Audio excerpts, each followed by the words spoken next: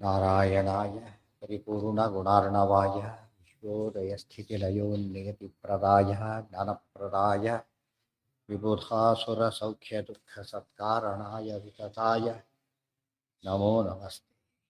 ನಾರಾಯಣಂ ಸುರಗುರುಂ ಜಗದೇಕನಾಥಂ ಸಪ್ರಿಯಂ ಸಕಲಲೋಕನಮಸ್ಕೃತಂ ಚ ತ್ರೈಗುಣ್ಯವರ್ಜಿತಮಜಂ ವಿಭುಮಾದ್ಯಮೀಶಂ ವಂದೇ ಭವಘ್ನಮರಾಸುರಸಿದ್ಧವೈದ್ಯಂ.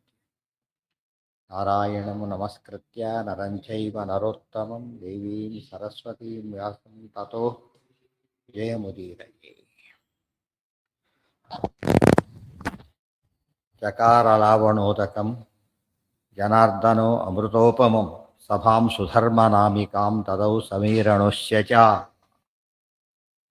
ದ್ವಾರಕೆ ನಿರ್ಮಾಣವಾಯಿತು. ಸುತ್ತ ಉಪ್ಪಿನ ನೀರು, ಸಮುದ್ರ. ಕೃಷ್ಣ ತಕ್ಷಣ ಅದನ್ನೇನು ಮಾಡ್ತಾನೆ? ಲಾವಣೋದಕಂ ಅಮೃತೋಪಮಂ ಚಕಾರ. ಲವಣೋದಕವನ್ನು ಅಮೃತದಂತೆ ಮಾಡಿದ. ಅದರ ಕೃಷ್ಣನ ಸಾಮರ್ಥ್ಯ ಅದು. ಸಂಸಾರ ಎಂಬುದೇನೋ ಲವಣೋದಕ ಇದ್ದ ಹಾಗೆ. ದೇವರು ಧ್ಯಾನ ಮಾಡಿದ ಏನಾಗುತ್ತದೋ ಅಮೃತ ಇದ್ದ ಹಾಗಿರುತ್ತೆ. ಕೃಷ್ಣಾಮೃತ ಮಹಾರ್ಣವ ಅಂತ ಹೇಳಿದ್ದ. ಸಭಾಂ ಸುಧರ್ಮನಾಮಕಾಂ ದದೌ ಸಮೀರಣೋಶ್ಯ ಚ. ಎಲ್ಲ ಸಿಟಿಯ ದ್ವಾರಕಾ ನಿರ್ಮಾಣ ಆಯ್ತು. ಈಗ ಅಲ್ಲಿ ಸಭೆ, ದೊಡ್ಡ ಸಭಾಂಗಣ ಬೇಕು. ಸುಧರ್ಮ ಅಂತ ಸಭೆ, ಅದು ಇಂದ್ರದೇವರ ಸಭೆ. ಅದನ್ನು ಸಮೀರಣೋ ಅಶ್ಚ ವಾಯುದೇವರು ತಂದು ಶತಕ್ರತೋ ಸಭಾಂ ತುತಾಂ ಪ್ರದಾಯ ಕೇಶವಾಯ ಸಹ ನಿಹೀನ್ ಸಮರ್ಪ್ಯ ಸರ್ವಶೋ ಯಯೌ ಪ್ರಣಮ್ಯ ತಂ ಪ್ರಭುಂ. ಶತಕ್ರತೋ ಸಭಾಂ ತು ತಾಂ ಪ್ರದಾಯ ಕೇಶವಾಯ ಸಹ ನಿಧೀನ್ ಸಮರ್ಪ್ಯ ಸರ್ವಶಃ ಯಯೌ ಪ್ರಣಮ್ಯ ತಂ ಪ್ರಭುಂ. ಆ ಇಂದ್ರದೇವರ ಸಭೆಯನ್ನು ವಾಯುದೇವರು ಅರ್ಪಣೆ ಮಾಡಿ, ನೋಡಿ ಇಂದ್ರದೇವರ ಸಭೆ ವಾಯುದೇವರು ಅರ್ಪಣೆ ಮಾಡಿದರು. ಸೊ ವಾಯುದೇವರ ಮೂಲಕನೇ ಅರ್ಪಣೆ ಆಗಬೇಕು. ನಿಧಾಯ ಕೇಶವಾಯ ಸಹ ನಿಧೀನ್ ಸಮರ್ಪ್ಯ ಸರ್ವಶಃ. ಎಲ್ಲ ವಿಧವಾದ ನಿಧಿಗಳು, ನವನಿಧಿಗಳು ಅಂತ ಪ್ರಸಿದ್ಧ, ಎಲ್ಲ ನಿಧಿಗಳನ್ನು ಸಮರ್ಪಣೆ ಮಾಡಿ ಯಯೌ ಯಯೌ ಪ್ರಣಮ್ಯ ತಂ ಪ್ರಭು. ಅಲ್ಲಿಂದ ಮತ್ತೆ ಹೊರಟು ಒಂದು ರೂಪದಿಂದ ಹೋಗೋದು ಬರೋದು ನಡೆದೇ ಇದೆ. ಸಮಸ್ತ ದೇವತಾಗಣಾ ಸ್ವಕೀಯಮರ್ಪಯನ್ ಹರೌ ವಿಮುಚ್ಯ ಪಕ್ಷಿ ಪುಂಗವಂ ಸಯೋದ್ಧುಮೈಚ್ಛದಚ್ಯುತಃ. ಸಮಸ್ತ ದೇವತಾಗಣಾ ಸ್ವಕೀಯಂ ಅರ್ಪಯನ್ ಹರೌ ವಿಮುಚ್ಯ ಪಕ್ಷಿ ಪುಂಗವಂ ಸಹ ಯೋದ್ಧುಂ ಐಚ್ಛತ್ ಅಚ್ಯುತಃ. ಇಷ್ಟೆಲ್ಲ ಮುಗೀತು. ಸಮಸ್ತ ದೇವತಾಗಣ, ಎಲ್ಲ ದೇವತೆಗಳು ಬಂದುಬಿಟ್ಟು ಸ್ವಕೀಯಂ ತಮ್ಮದು ಅಂತ ಏನಿತ್ತು ಅದನ್ನೆಲ್ಲ ದೇವರಿಗೆ ಸಮರ್ಪಣೆ ಮಾಡಿದರು. ಅವರು ತಮ್ಮದು ಕೊಟ್ಟಿದ್ದಲ್ಲ, ದೇವರು ತಮಗೆ ಕೊಟ್ಟಿದ್ದನ್ನು ಏನು ಮಾಡಿದರು? ಅವರು ಕೆರೆ ನೀರನ್ನು ಕೆರೆ ಚೆಲ್ಲಿದಂತೆ ಸಮರ್ಪಣೆ ಮಾಡಿದರು. ವಿಮುಕ್ಷ ಪಕ್ಷಿ ಇಷ್ಟೇನೋ ಇದಿಷ್ಟು ಎಷ್ಟೊತ್ತಿಗಾಗಿದೆ ಅಂದರೆ ಇನ್ಸ್ಟೆಂಟಾಗಿ ಸಮುದ್ರ ಸರದಿದ್ದು, ಅಲ್ಲಿ ವಿಶ್ವಕರ್ಮ ಬಂದಿದ್ದು, ಕನ್ನಡ ಕಟ್ಟಿದ್ದು, ದೊಡ್ಡ ಸಿಟಿ ನಿರ್ಮಾಣವಾಗಿದ್ದು, ಸುಧರ್ಮ ತಂದುಕೊಟ್ಟಿದ್ದು, ಅರ್ಪಣೆ ಎಲ್ಲ ಕೂಡ ಎಷ್ಟೊತ್ತಿಗೆ ಆಗ್ತಾ ಇದೆ? ಇದು ಕಡಕ ಆಗ್ತಾ ಇದೆ. ಹಾಗೆ ಸ್ವಲ್ಪ ವಿಳಂಬ ಇಲ್ಲ. ಈ ಸ್ಥಿತಿಯಲ್ಲಿ ವಿಮುಚ್ಚ ಪಕ್ಷಿ ಪುಂಗವಂ ಸ ಯೋದ್ಧುಮೈಚ್ಛದಚ್ಯುತಃ. ಪಕ್ಷಿ ಗರುಡನ್ನು ಬಿಟ್ಟುಬಿಟ್ಟು, ಗರುಡ ಹೋಗುವಂತ ಕಳಿಸಿಬಿಟ್ಟು ಕೃಷ್ಣ ಬರಿಗಾಲು ಬರಿಗೈಯಲ್ಲಿ ಯುದ್ಧ ಮಾಡಕ್ಕೆ ಹೊರಡ್ತಾನೆ. ಯಾರ ಮೇಲೆ? ಸೈನ್ಯದ ಮೇಲೆ. ಸಮಸ್ತ ಮಾಧುರಾನ್ ಪ್ರಭು ಕುಶಸ್ಥಲಿ ಸ್ಥಿತಾನ್ ಕ್ಷಣ ವಿಹಾಯ ವಾಯು ಯೋಧಕ ಸ ಯಾವನಂ ಸಮಭ್ಯಯ. ಸಮಸ್ತ ಮಾಧುರಾನ್ ಪ್ರಭು ಕುಶಸ್ಥಲಿ ಸ್ಥಿತಾನ್ ಕ್ಷಣಾತ್ ವಿಹಾಯ ಬಾಹು ಯೋಧಕ ಸಹ ಯಾವನಂ ಸಮಭ್ಯಯ. ಇನ್ನು ಸಮಸ್ಯೆ ಏನೀಗ? ಇಷ್ಟು ಜನ ಶಿಫ್ಟ್ ಆಗ್ಬೇಕು ಅಲ್ಲಿಂದ. ಎಲ್ಲಿಂದ? ಇಲ್ಲಿಂದ ಶಿಫ್ಟ್ ಆಗ್ಬೇಕು. ಒಂದು ಕಣ್ಣು ಮುಚ್ಚಿ ಅಂತ ಕಣ್ಣು ಮುಚ್ಚಿದ್ರು, ಕಣ್ಣು ತೆಗೆದ್ರೆ ಕಣ್ಣು ತೆಗೆದ್ರು, ಮುಚ್ಚಿದಾಗ ಇಲ್ಲಿದ್ದರು, ತೆಗೆದಾಗ ಅಲ್ಲಿದ್ದು, ಎಲ್ಲ ಹಾಗೆ ಶಿಫ್ಟ್ ಆಗಿ ರೋಡ್ ಇಲ್ಲೇ ಇಲ್ಲ. ಇದು ಕ್ಷಣ ಮಾತ್ರದಲ್ಲಿ ಮಾಡಿದಂಥ ಕೆಲಸ ಇದು. ಅದು ಕೃಷ್ಣನ ಏನಿದು ರಾಮಸೇತು ಹೇಗೆ ನಿರ್ಮಾಣವಾಯ್ತು ರಾಮರೂಪದಿಂದ, ಹಾಗೆ ಇಲ್ಲಿ ಅಲ್ಲಿ ಕೋಟಿಗಟ್ಟಲೆ ಕಪಿಗಳು ಶಿಫ್ಟ್ ಆಗಬೇಕು, ಇಲ್ಲಿ ಕೋಟಿಗಟ್ಟಲೆ ಜನ ಶಿಫ್ಟ್ ಆಗಬೇಕು. ಅದಿಷ್ಟನ್ನು ಕೃಷ್ಣ ಕ್ಷಣ ಮಾತ್ರದಲ್ಲಿ ಮಾಡಿದ. ತಯೋದ್ಧು ವೈಚ್ಛದಚ್ಯುತಃ. ಆಮೇಲೆ ಜೊತೆಗೆ ಯಾರೂ ಇಲ್ಲ, ಬಲರಾಮ ಯಾರೂ ಇಲ್ಲ. ಯಾರೂ ಇಲ್ಲದ ಕೃಷ್ಣ ಒಬ್ಬನೇ ಯುದ್ಧ ಮಾಡ್ತಾನೆ. ಅಷ್ಟು ಜನದಿಂದ ಸೈನ್ಯ ಇಲ್ಲ, ಬಲರಾಮನೂ ಇಲ್ಲ ಜೊತೆಗೆ. ಕೃಷ್ಣ ಮಾತ್ರ ಯುದ್ಧ ಮಾಡೋದು ಬರೀ ಕೈ, ಯಾವ ಆಯುಧಗಳೂ ಇಲ್ಲ. ಇದು ಕೃಷ್ಣನ ಮಹಿಮೆ. ಸಾಮಾನ್ಯ ಜನ ಏನಂತ ತಿಳ್ಕೊಂಡಿದ್ದಾನ? ರಣಛೋಡರಾಯ ಅಂತ ಕರೀತಾರೆ ಆ ಕಡೆ. ರಣಛೋಡರಾಯ ಅಂದರೆ ಯುದ್ಧ ಬಿಟ್ಟು ಓಡೋದವನು ಅಂತ ಹೇಳಿ. ಯುದ್ಧ ಬಿಟ್ಟು ಓಡೋದವನು ಅಂದರೆ ನವನೀತ ಚೋರ ಗೋಪಿ ಜನ ಜಾರ ಇದ್ದ ಹಾಗೆ. ಅದು ಕೂಡ ಏನದು? ಓಡೋದಾಗ ಮಾಡಿ ಏನು ಮಾಡಿದ? ಓಡೋಗಿ ಮಾಡಿದ್ದೇನೋ ಮತ್ತೆ ಎಲ್ಲರ ಕಳಿಸಿ ತಾನು ಮಾತ್ರ ಇಲ್ಲೇ ಇದ್ದಾನೆ. ಓಡೋದವ್ರು ಏನು ಮಾಡ್ತಾನೆ? ಓಡೋಗ್ಬಿಡ್ತಿದ್ದೆ. ಓಡೋಗ್ಲಿಲ್ಲ, ಅವರೊಬ್ಬರೇ ಇದ್ದಾರೆ, ಯುದ್ಧ ಮಾಡ್ತಾ ಇದ್ದಾರೆ. ಅದು ಹೇಗೆ ನವನೀತ ಚೌರ ಗೋಪಿ ಜನ ಜಾರ ಅನ್ನೋದು ನಿಂದಾವಾಕ್ಯಗಳು ಸ್ತುತಿ ರೂಪರು, ಹಾಗೆ ಯುದ್ಧ ಬಿಟ್ಟು ಓಡಿ ಹೋದವನು ಅಂತ ಹೇಳಿದ್ರೆ ಏನರ್ಥ ಅದಕ್ಕೆ? ಅದೊಂದು ಸ್ತೋತ್ರ. ಯಾವ ರೀತಿ ಸ್ತೋತ್ರ? ಯುದ್ಧ ಬಿಟ್ಟು ಓಡಿ ಇಷ್ಟೆಲ್ಲ ಕೆಲಸ ಮಾಡಿ ಮತ್ತೆ ಯುದ್ಧಕ್ಕೆ ಬಂದು ಸೋಲಿಸಿದ್ನಲ್ಲ, ಇದು ಕೃಷ್ಣನ ಮಹಿಮೆ. ಇದರಿಂದ ಏನು ತೋರಿಸ್ತಾ? ರಾಜನೀತಿ ಏನು ಅಂತ ಕೇಳಿದರೆ, ದೊಡ್ಡ ಸೈನ್ಯ ಒಂದು ಎಲ್ಲ ಕಡೆಯಿಂದ ಮುಚ್ಚಿಬಿಟ್ಟಾಗ ಸೈನ್ಯ ನಾಶ ಭಾರಿ ಅಪಾರ ಸಂಖ್ಯೆಯಲ್ಲಿ ಆಗುತ್ತೆ. ಅವಕಾಶ ಆಗಬಾರ್ದು. ಮತ್ತು ಅವ್ರು ಎಂಥವ್ರವರೆಲ್ಲ ಬಾಂಬ್ ಹಾಕ್ತಿದ್ದಾರೆ ನೋಡಿ, ಊರುಗಳು ಸಿಟಿಗಳ ಮೇಲೆ ಬಾಂಬ್ ಹಾಕ್ತಾರೆ, ಇವರು ಸಿಟಿಜನ್ಸ್ ಮೇಲೆ ಹಾಗೆಲ್ಲ ಹಾಕಬಾರ್ದು. ದಯಾತ ಅವರು ಅವೆಲ್ಲ ಏನು ಇದೇ ಇಲ್ಲ, ಅವರಿಗೆ ಪ್ರಿನ್ಸಿಪಲ್ಸೇ ಇಲ್ಲ ಅಂತ. ಜನ ಇದ್ದಾಗ ಏನು ಮಾಡಬೇಕು? ಫಸ್ಟ್ ಅಲ್ಲಿ ಜನಗಳನ್ನು ಬೇರೆ ಕಡೆ ಶಿಫ್ಟ್ ಮಾಡಿಬಿಡಬೇಕು ಅಂತ ತೋರಿಸ್ಕೊಟ್ಟ. ಸಮಸ್ತ ಬಾಧುರಾನ್ ಪ್ರಭು. ಹಾಗೆ ಓಡೋಗ್ಬಿಟ್ರೆ ಏನಾಗತ್ತಾಗ ಅಂತ ಪ್ರಶ್ನೆ ಬರ್ಬೋದು. ತಾನು ಓಡೋಗ್ಬಿಟ್ರೆ ಅಲ್ಲಿ ಬಂದೇ ಬರ್ತಾನೆ ಮತ್ತೆ ಅವನು. ಅದಕ್ಕೇನು ಮಾಡಬೇಕು? ತಾನು ಓಡೋಗೋದೇ ಯುದ್ಧ ನಿಲ್ಸಿ ಯುದ್ಧ ಮಾಡದ, ಅವ್ರು ಸೇಫಾಗಿ ಶಿಫ್ಟ್ ಮಾಡದ. ಈ ಮನೆ ಬೆಂಕಿ ಹತ್ತಿದ ತಕ್ಷಣ ಏನು ಮಾಡ್ತಾರೆ? ಬೆಂಕಿ ಎತ್ತಿದ ತಕ್ಷಣ ಇರೋರ್ನೆಲ್ಲ ತೆಗಿತಾರೆ, ಒಳಗೆ ಕರ್ಕೊಂಡ್ಬರ್ತಾರೆ. ಆರು ತಗೋದ್ರೆ ಸುಟ್ಟೋಗಿರ್ತಾರೆ ಅಷ್ಟೊತ್ತಿಗೆ. ಫಸ್ಟ್ ಮಾಡ್ಬೇಕಂತೇನೋ ಒಂದು ಇರೋಲ್ಲ ಹೊರಗೆ ತೆಗೆದ್ಬಿಟ್ಟು ಆಮೇಲೆ ಆರಿಸೋದು ಸುಟ್ಟು, ಅದು ಅಲ್ಲಿ ಸುಟ್ಟರೆ ಹೋಗ್ಲಿ, ಜನ ಉಳಿದು. ಆ ಒಂದು ನಾವೆಲ್ಲ ರಾಜನೀತಿ ಬೇರೆ, ಮನೆ ನೀತಿಗಳೆಲ್ಲ ಹಾಗಿರುತ್ತೆ. ಫಸ್ಟ್ ಸ್ಕೂಟರ್ ಮೇಲೆ ಬಿಡ್ತಾರೆ, ಫಸ್ಟ್ ಯಾರು ನೆತ್ತಾರೆ? ಸ್ಕೂಟರ್ ಇರ್ತಾರೆ, ಫಸ್ಟ್ ಇವ್ರು ನೆತ್ತಾರೆ. ಯಾಕೆ? ಜೀವ ಇರೋದು ನಿರ್ಜೀವ ಪದಾರ್ಥ, ಅದು ಅಲ್ಲಿ ಪ್ರಾಮಿನೆನ್ಸ್ ಯಾವುದಕ್ಕೆ ಇರುತ್ತೋ ಅದನ್ನು ನಾವು ಸಂರಕ್ಷಣೆ ಮಾಡಬೇಕು. ಆದ್ದರಿಂದ ತಾತ್ಪರ್ಯ ಓದೋದ್ರಿಂದ ಏನಾಗುತ್ತೆ? ಆಗ ರಾಜನೀತಿನೂ ಗೊತ್ತಾಗುತ್ತೆ, ಸಾಮಾಜಿಕ ನೀತಿನೂ ಗೊತ್ತಾಗುತ್ತೆ. ಎಷ್ಟು ಹುಷಾರಾಗಿ ಮನುಷ್ಯ ತನ್ನ ರಕ್ಷಣೆ ಎಷ್ಟು ಮುಖ್ಯನೋ ಅದಕ್ಕಿಂತ ಹೆಚ್ಚು ಮುಖ್ಯ ತನ್ನ ನಂಬಿದವರ ರಕ್ಷಣೆ ಆಗಬೇಕು. ನಂಬಿಕೆಟ್ಟವರಿಲ್ಲವೋ ಅರ್ಥ ಮಾಡ್ಕೊಂಡ್ರೆ ಉಳಿದವ್ರು ಮತ್ತೆ ನಾವೆಲ್ಲ ಬಿಟ್ಟು ಅವನೊಬ್ಬರು ಹೋಗ್ಬಿಟ್ಟಿದ್ರೆ ಏನಾಗ್ತಿತ್ತು? ಜನಗಳಿಲ್ಲೇ ಬಿಟ್ಟುಬಿಟ್ಟು ಜನಗಳಿಲ್ಲ, ತಾನೊಬ್ಬನೇ ಎಸ್ಕೇಪ್ ಆಗಿಬಿಡ್ತಾರೆ. ಅವಾಗ ಏನಂತಾರೆ ಅದಕ್ಕೆ? ಅದು ಅಡಹೇಳಿಗಳು, ಪಾಪಿಗಳು. ಯಾಕೆ? ನಂಬಿದವ್ರನ್ನೆಲ್ಲ ಹಾಳು ಮಾಡಿದಾಗಾಯ್ತು, ತಾನು ಓಡೋಗ್ಬಿಟ್ಟ ಒಳ್ಳೆ ಟೈಮ್ಗೆ ಎಂದು ಹಾಗೆ ಮಾಡಬಾರ್ದು. ಅದೇ ಧರ್ಮ ಶಿಕ್ಷಣ ಅಂದರೆ ಅದೇ. ಮಹಾಭಾರತ ಬರೆದಿದ್ದು ಯಾತಕ್ಕೋಸ್ಕರ? ನಷ್ಟ ಧರ್ಮಜ್ಞಾನ ಕೃಪಾಲುಭಿಹಿ ಎಂದು ಶುರು ಮಾಡಿರ್ತಾರೆ. ಧರ್ಮಜ್ಞಾನಾದಿಗಳನ್ನು ಕಳ್ಕೊಂಡ ಜನಗಳಿಗೆ ಅದನ್ನು ತಂದುಕೊಡ್ಬೇಕು. ಹೇಗೆ ತಂದುಕೊಡ್ಬೇಕೀಗ? ಜ್ಞಾನ ಹೋಗಿದ್ದನ್ನೇನು ಕೊಡ್ಬೇಕೀಗ? ಜ್ಞಾನದ ಮೂಲಕನೇ ಕೊಡಬೇಕು. ಮಹಾಭಾರತ ಬರೆದಿದ್ದರಿಂದ ಧರ್ಮ ಸ್ಥಾಪನೆ ಆಯಿತು, ಜ್ಞಾನ ಸ್ಥಾಪನೆ ಆಯಿತು. ನಿರ್ಣಯ ಬರೆದಿದ್ದರಿಂದ ಧರ್ಮ ಸ್ಥಾಪನೆ, ಜ್ಞಾನ ಸ್ಥಾಪನೆ ಆಯಿತು. ಇದು ಓದಿ ಹೋದ್ರೆ ಎರಡೂ ಆಗೋದೇ ಇಲ್ಲ. ಓದೋದಿಲ್ಲ ಅಂದಮೇಲೆ ಧರ್ಮ ಸ್ಥಾಪನೆ ಆಗೋದಿಲ್ಲ ಅಂತ. ಯಾರನ್ನ? ಅದು ಎಲ್ಲ ಚೆಕ್ ಅನೇಕ ರೀತಿಯಲ್ಲಿ ತೋರಿಸ್ತಾರೆ. ಹಿಂದೆ ಆ ಕಡೆ ತಾವಿಬ್ಬರೇ ಹೋದ್ರು, ಈ ಕಡೆ ಇಲ್ಲಿ ತೋರಿಸ್ತಾರೆ, ಇದ್ದಲ್ಲೇ ಹೊಡೆದ, ಏನು ಬೇಕಾದ್ರೂ ಮಾಡ್ತಾರೆ. ಒಂದೇ ಟೈಪ್ ಮಾಡಿದ್ರೆ ಏನಾಗುತ್ತದು? ಇಷ್ಟೇ ಲಿಮಿಟೆಡ್ ಕೆಪಾಸಿಟಿ, ಆಲ್ರೌಂಡ್ ಕೆಪಾಸಿಟಿ ತೋರಿಸ್ತಾರೆ. ನಾವೇನು ಮಾಡ್ತಿದ್ವಿ? ಅದೇ ರೀತಿ ಯಾಕೆ ಮಾಡ್ಬೋದು? ಮತ್ತೆ ಕೇಳುತ್ತೆ.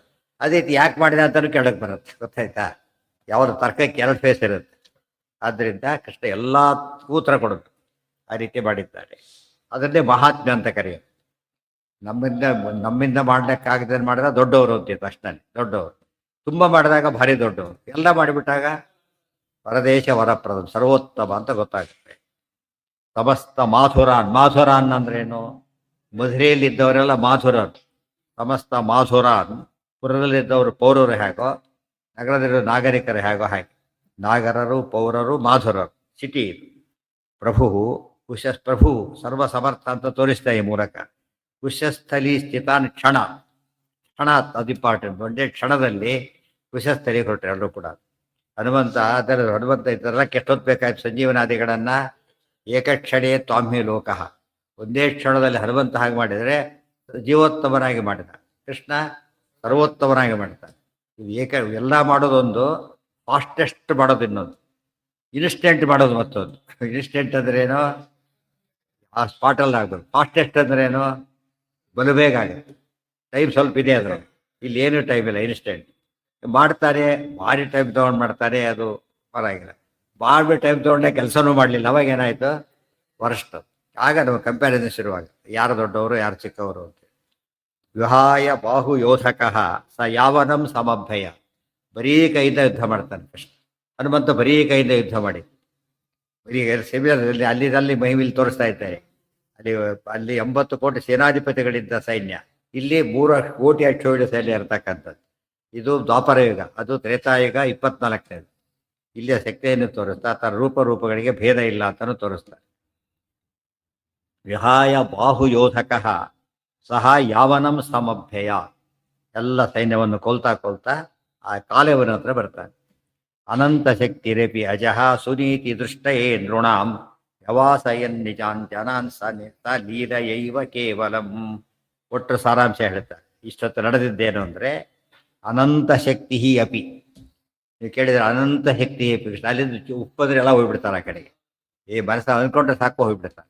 ಅನಂತ ಶಕ್ತಿ ಆದರೂ ಕೂಡ ಅಪಿ ಅಜಃ ಸುನೀತಿ ದೃಷ್ಟಯೇ. ಸುನೀತಿ ರಾಜನೀತಿ, ನೀತಿ ಮಾರ್ಗ ಅಂತ ಅರ್ಥ. ಆ ಮಾರ್ಗ ತೋರಿಸೋದಕ್ಕೋಸ್ಕರ ನೃಣಾಂ ಯಾರಿಗೆ, ಮನುಷ್ಯರಿಗೆ ಆ ರೀತಿ ನಡ್ಕೊಂಡ. ವ್ಯವಾಸಯನ್ ನಿಜಾನ್ ಜನಾನ್. ವ್ಯವಾಸಯನ್ ವ್ಯವಾಸಯನ್ ಇಲ್ಲಿಂದ ವಿ ಅವಾಸಯನ್ ವ್ಯವಾಸಯನ್ ಅಂದ್ರೆ ಅರ್ಥ ಏನು, ಅಲ್ಲಿಂದ ದೂರಕ್ಕೆ ಕಳಿಸಿದ ಅಂತ. ಇಲ್ಲಿ ವಾಸ ಮಾಡೋರನ್ನ ಬೇರೆ ಕಡೆ ಕಳಿಸ್ಕೊಡೋದಕ್ಕೆ ಏನಂತಾರೆ, ಕಳಿಸಿಕೊಡೋದು, ವಲಸೆ ಹೋಗೋದು ಅಂತಾರ. ವಲಸೆ ಹೋಗುವಂತೆ ಮಾಡಿದ. ಸಹ ಇಷ್ಟೆಲ್ಲ ಕೂಡ ಇದಕ್ಕೆ ಶ್ರಮ ಒಟ್ಟು ಮಾಡಿದನ ಇಲ್ಲ. ಲೀಲೆಯೈವ ಕೇವಲ ಲೋಕವತ್ತು ಲೀಲಾ ಕೈವಲ್ಯಂ ಪದ ಹಾಗೆ ಇದೆ ಸೂತ್ರ. ಲೋಕವತ್ತು ಲೀಲಾ ಕೈವಲ್ಯಂ ಬ್ರಹ್ಮಸೂತ್ರ. ಅದೇ ಪದ ಇಟ್ಟು ಲೀಲೆಯೈವ ಕೇವಲಂ, ಲೀಲೆಯಿಂದ ಹಾಗೆ ಮಾಡಿದ್ದಾನೆ ಹೊರತು ಬೇರೆ ಅಲ್ಲ. ಅನಾದ್ಯನಂತ ಕಾಲಕಂ ಸಮಸ್ತ ಲೋಕಮಂಡಲಂ ಯದೀಕ್ಷಯೈವ ರಕ್ಷತೆ ಕಿಮಸ್ಯ ವೃಷ್ಣಿರಕ್ಷಣಂ. ಇಷ್ಟೆಲ್ಲ ಮಹಿಮೆ ಹೇಳಿ ದೇವರ ಶಕ್ತಿ ಮುಂದೆ ಇದೇನೂ ಅಲ್ಲ ಅಂತ ಹೇಳ್ತಾರೆ. ದೇವ್ರ ಒಟ್ಟು ಶಕ್ತಿ ಮುಂದೆ ಏನಿದು ಏನೂ ಅಲ್ಲ. ನಮಗೆ ಭಾರಿ ಭಾರಿ ಭಾರಿ ದೊಡ್ಡದು, ಮಹಾಲಕ್ಷ್ಮಿಗೂ ದೊಡ್ಡದು ಆ ಲೆಕ್ಕದಲ್ಲಿ. ಆದರೆ ದೇವರಿಗೆ ಏನಲ್ಲ ಅದು, ಏನು ಅಲ್ಲ. ಅನಾದಿ ಅನಂತ ಕಾಲಕಂ, ದೇವರ ಶಕ್ತಿ ಅಂಥದ್ದು ಅನಾದಿ ಕಾಲದಿಂದ ಅನಂತ ಕಾಲದ ಒಂದೇ ರೀತಿ ಇದೆ.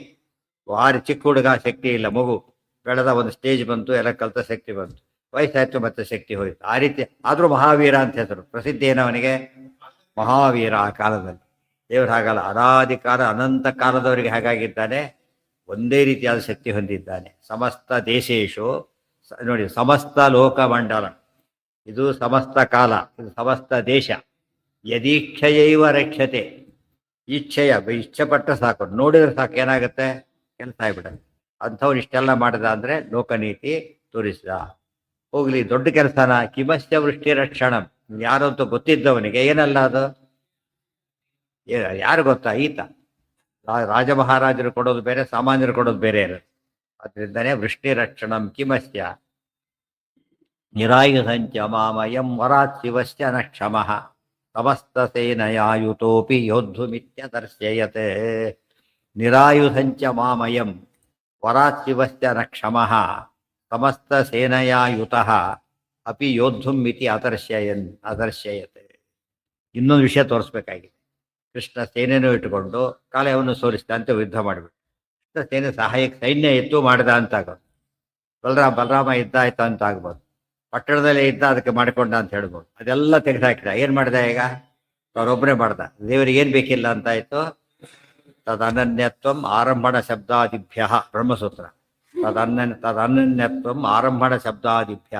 ದೇವರಿಗೇನೋ ಅನನ್ಯ, ಯಾರ ಸಹಾಯನೂ ಬೇಕಿಲ್ಲ ಅಂತ ವೇದ ಹೇಳ್ತಾ ಇದೆ.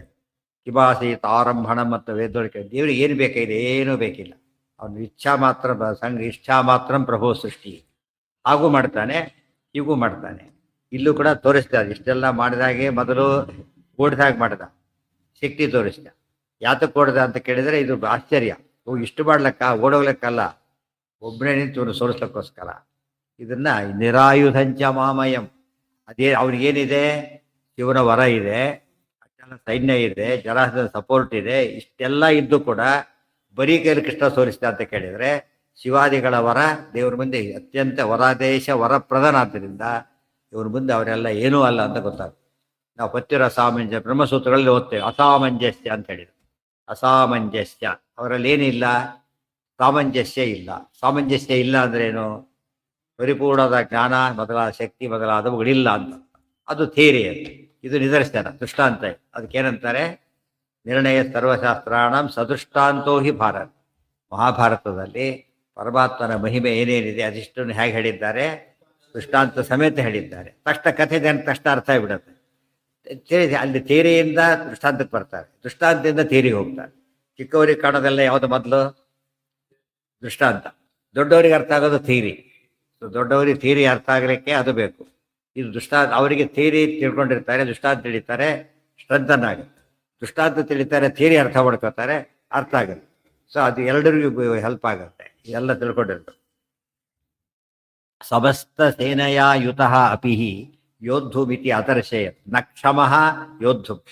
ಕ್ಷಮ ಅಂದ್ರೆ ಸಮರ್ಥ, ಅಕ್ಷಮ ಅಂದ್ರೆ ಕ್ಷಮೆ ಬೇರೆ ಕ್ಷಮಾ ಬೇರೆ. ಕ್ಷಮಃ ಶಬ್ದ ಬೇರೆ, ಕ್ಷಮಾ ಶಬ್ದ ಬೇರೆ. ಕ್ಷಮ ಅಂದ್ರೆ ಕ್ಷಮೆ ಅಂತ ಅರ್ಥ, ಭೂಮಿ ಅಂತನೂ ಅರ್ಥ ಇದೆ. ಕ್ಷಮಃ ಅಂದ್ರೆ ಹಾಗಲ್ಲ, ಸಮರ್ಥ. ನ ಕ್ಷಮಃ ಸಮರ್ಥನಲ್ಲ. ಯಾರು ಸಮರ್ಥರಲ್ಲ? ಕಾಲಯವನಾದಿಗಳು ಸಮರ್ಥರಲ್ಲ ಅಂತ ತೋರಿಸಿದ. ನಕ್ಷಮಂತೆ ಅಲ್ಲೂ ಕೂಡ ಏನದು ಸಮರ್ಥರಾಗಿಲ್ಲ ಅಂತ. ವಿಭತೆಗಳು ಕ್ಷಮಿಸೋದಿಲ್ಲ ಅಂತ ಅರ್ಥ ಮಾಡಬಾರ್ದು, ಸಮರ್ಥರಾಗಿಲ್ಲ ಅಂತ ಅರ್ಥ ಮಾಡಬಾರ್ದು. ಸಕೃಷ್ಟಪನ್ನಗಂ ಆಗುವಂತ ಪ್ರಸಂಗ ನಡೀತು. ಸಕೃಷ್ಟಪನ್ನಗಂ ಘಟೆ ನಿಧಾಯ ಕೇಶವೋರ್ಪಯತ್ ನಿರಾಯುಧೋಪ್ಯಹಂ ಕ್ಷಮೋ ನಿಹಂತುಮಪ್ರಿಯಾನಿತಿ. ಸಹ ಕೃಷ್ಣಪನ್ನಗಂ ಘಟೆ ನಿಧಾಯ ಕೇಶವಃ ಅರ್ಪಯತ್ ನಿರಾಯುಧ ಅಪಿ ಅಹಂ ಕ್ಷಮಃ ನಿಹಂತುಂ ಅಪ್ರಿಯಾನ್ ಇತಿ. ಒಂದು ವಿಚಿತ್ರ ಪ್ರಸಂಗ. ಕೃಷ್ಣ ಒಂದು ಗಡಿಗೆ ಒಳಗೆ ಒಂದು ಕೃಷ್ಣ ಪನ್ನಗ, ಕರಿ ಕಪ್ಪು ನಾಗರ ಕೃಷ್ಣ ಸರ್ಪ, ಅದನ್ನ ಹಾಕಿ ಮೇಲೆ ಬಟ್ಟೆ ಕಟ್ಟಿ ಕಳಿಸ್ಕೊಟ್ಟ. ಯಾರಿಗೆ? ಸಂದೇಶ. ಯಾರಿಗೆ? ಕಾಲಯವನಿಗೆ. ಇದು ನಾನೀಗ ಕೃಷ್ಣ ಸರ್ಪ, ಇದು ಕೃಷ್ಣ. ಆ ಕೃಷ್ಣ ಸರ್ಪ ಹೇಗೆ ಭಯಾನಕವಾಗಿ ತನ್ನ ಪರಾಕ್ರಮ ತೋರಿಸುತ್ತೆ, ಹಾಗೆ ನಾನು ತೋರಿಸ್ತೇನೆ ಅಂತ ಸೂಚನೆ. ಅದರ ಇಂಡಿಕೇಶನ್ ಇದರಲ್ಲೇ ಬಂದು ಸಾಂಕೇತಿಕ ಸಿಂಬಾಲಿಕ್ ಫೈಟ್ ಇರುವತ್ತು. ಅವಾಗ ಏನಾಯ್ತು? ನಿರಾಯುಧ ಸರ್ಪಕ್ಕೆ ಆಯುಧ ಬೇಕಾ? ಯಾರು ಬರ್ತಾರೆ, ಕೋಲ್ ತೊಗೊಂಬರುತ್ತೆ, ಏನು ಮಾಡುತ್ತೆ? ಅದು ಕಚ್ಚಿಬಿಡುತ್ತೆ ಅಷ್ಟೇ. ಶಕ್ತಿ ಎಲ್ಲಿದೆ? ಅದಕ್ಕೆ ವಿಷ ಒಳಗೆ ಇದೆ. ಸೊ ಅದರ ಶಕ್ತಿ ಸಹಜವಾಗಿದೆ.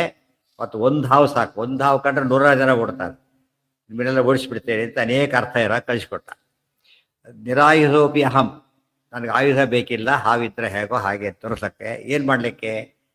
ನಿಹಂತುಂ ಕ್ಷಮಃ, ನಿಮ್ಮನ್ನೆಲ್ಲ ಕೊಂದು, ಹಂತುಂ ಅಲ್ಲ ನಿಹಂತು, ಅಪ್ರಿಯಾನ ಶತ್ರುಗಳನ್ನು ಸಂಪೂರ್ಣ ಕೊಲ್ಲಲಿಕ್ಕೆ ನನಗೆ ಯಾವ ಆಯುಧನೂ ಬೇಕಿಲ್ಲ ಅಂತ ಸಂದೇಶವನ್ನು ಕಳಿಸಿದ. ಅವನೇನು ಮಾಡಿದಾಗ ಘಟಂ ಪಿಪೀಲಿಕಾ ಗಣೈಹಿ ಪ್ರಪೂರ್ಯ ಯಾವನೋಶ್ಯ ಚ ಬಹುತ್ವತೋ ವಿಜೇಷ್ಯ ಇತಿ ಅಹಿಮೃತಂ ವ್ಯದರ್ಶಯತ್. ಹೀಗೆ ಹೇಳ್ತಿ, ಅರ್ಥ ಮಾಡ್ಕೊಂಡವ. ಹಾಗೆ ಹೇಳ್ತೆ, ನಾನು ಉತ್ತರ ಕೊಡ್ತೀನಿ ಅಂತ ಹೇಳಿದ. ಹಾವು ಅದೇ ಗಡಿಗೆ ಒಳಗೆ ಬರೀ ಇರುವೆಗಳು, ಕೋಟಿಗಟ್ಟಲೆ ಇರುವೆಗಳನ್ನ ಹಾಕಿದೆ ಅವಳಿಗೆ. ಮತ್ತೆ ಕಟ್ಟಿ ವಾಪಸ್ ಕಳಿಸಿದ. ಅಷ್ಟೊತ್ತಿಗೆ ಹಾವು ಸತ್ತೋಗಿತ್ತು. ಇರುವೆಗೆ ಇರುವೆಗಳು ಏನು ಮಾಡುತ್ತೆ? ಅವ್ರು ಕಚ್ಚಿತು, ಹಾವು ಸತ್ತೋಯ್ತು. ಅವ್ರ ಸಂದೇಶ ಏನು ಅಂದರೆ, ಒಂದು ಹಾವು ಶಕ್ತಿ ಇರಬಹುದು, ಇರುವೆಗಳು ಕೋಟಿ ಆದಾಗ ಏನು ಮಾಡ್ಲಿಕ್ಕೆ ಬರಲಿಲ್ಲ. ನೀನು ಭಾರಿ ಸಮರ್ಥನೆ ಇರಬಹುದು. ಅದು 3 ಕೋಟಿ ಸೈನ್ಯ ಇದೆ, ಬಹುತ್ವತಃ ಜೇಷ್ಯ. ಆದ್ದರಿಂದ ಬಿಕಾಸ್ ಆಫ್ ಇದು ಏನಾದರೂ ಮೆಜಾರಿಟಿ ಗೆದ್ದು ಬಿಡ್ತೀರಿ ಬರೀತೆ ಆಯ್ತು. ಇದು ಅವರ ಸಂದೇಶ. ಬೃಹತ್ವತೋ ಬಹುತ್ವತೋ ವಿಜೇಷ್ಯ ಇತಿ ಅಹಿಂ ಅಂದರೆ ಸರ್ಪ. ಅಹಿಂ ಮೃತಂ ವ್ಯದರ್ಶಯ.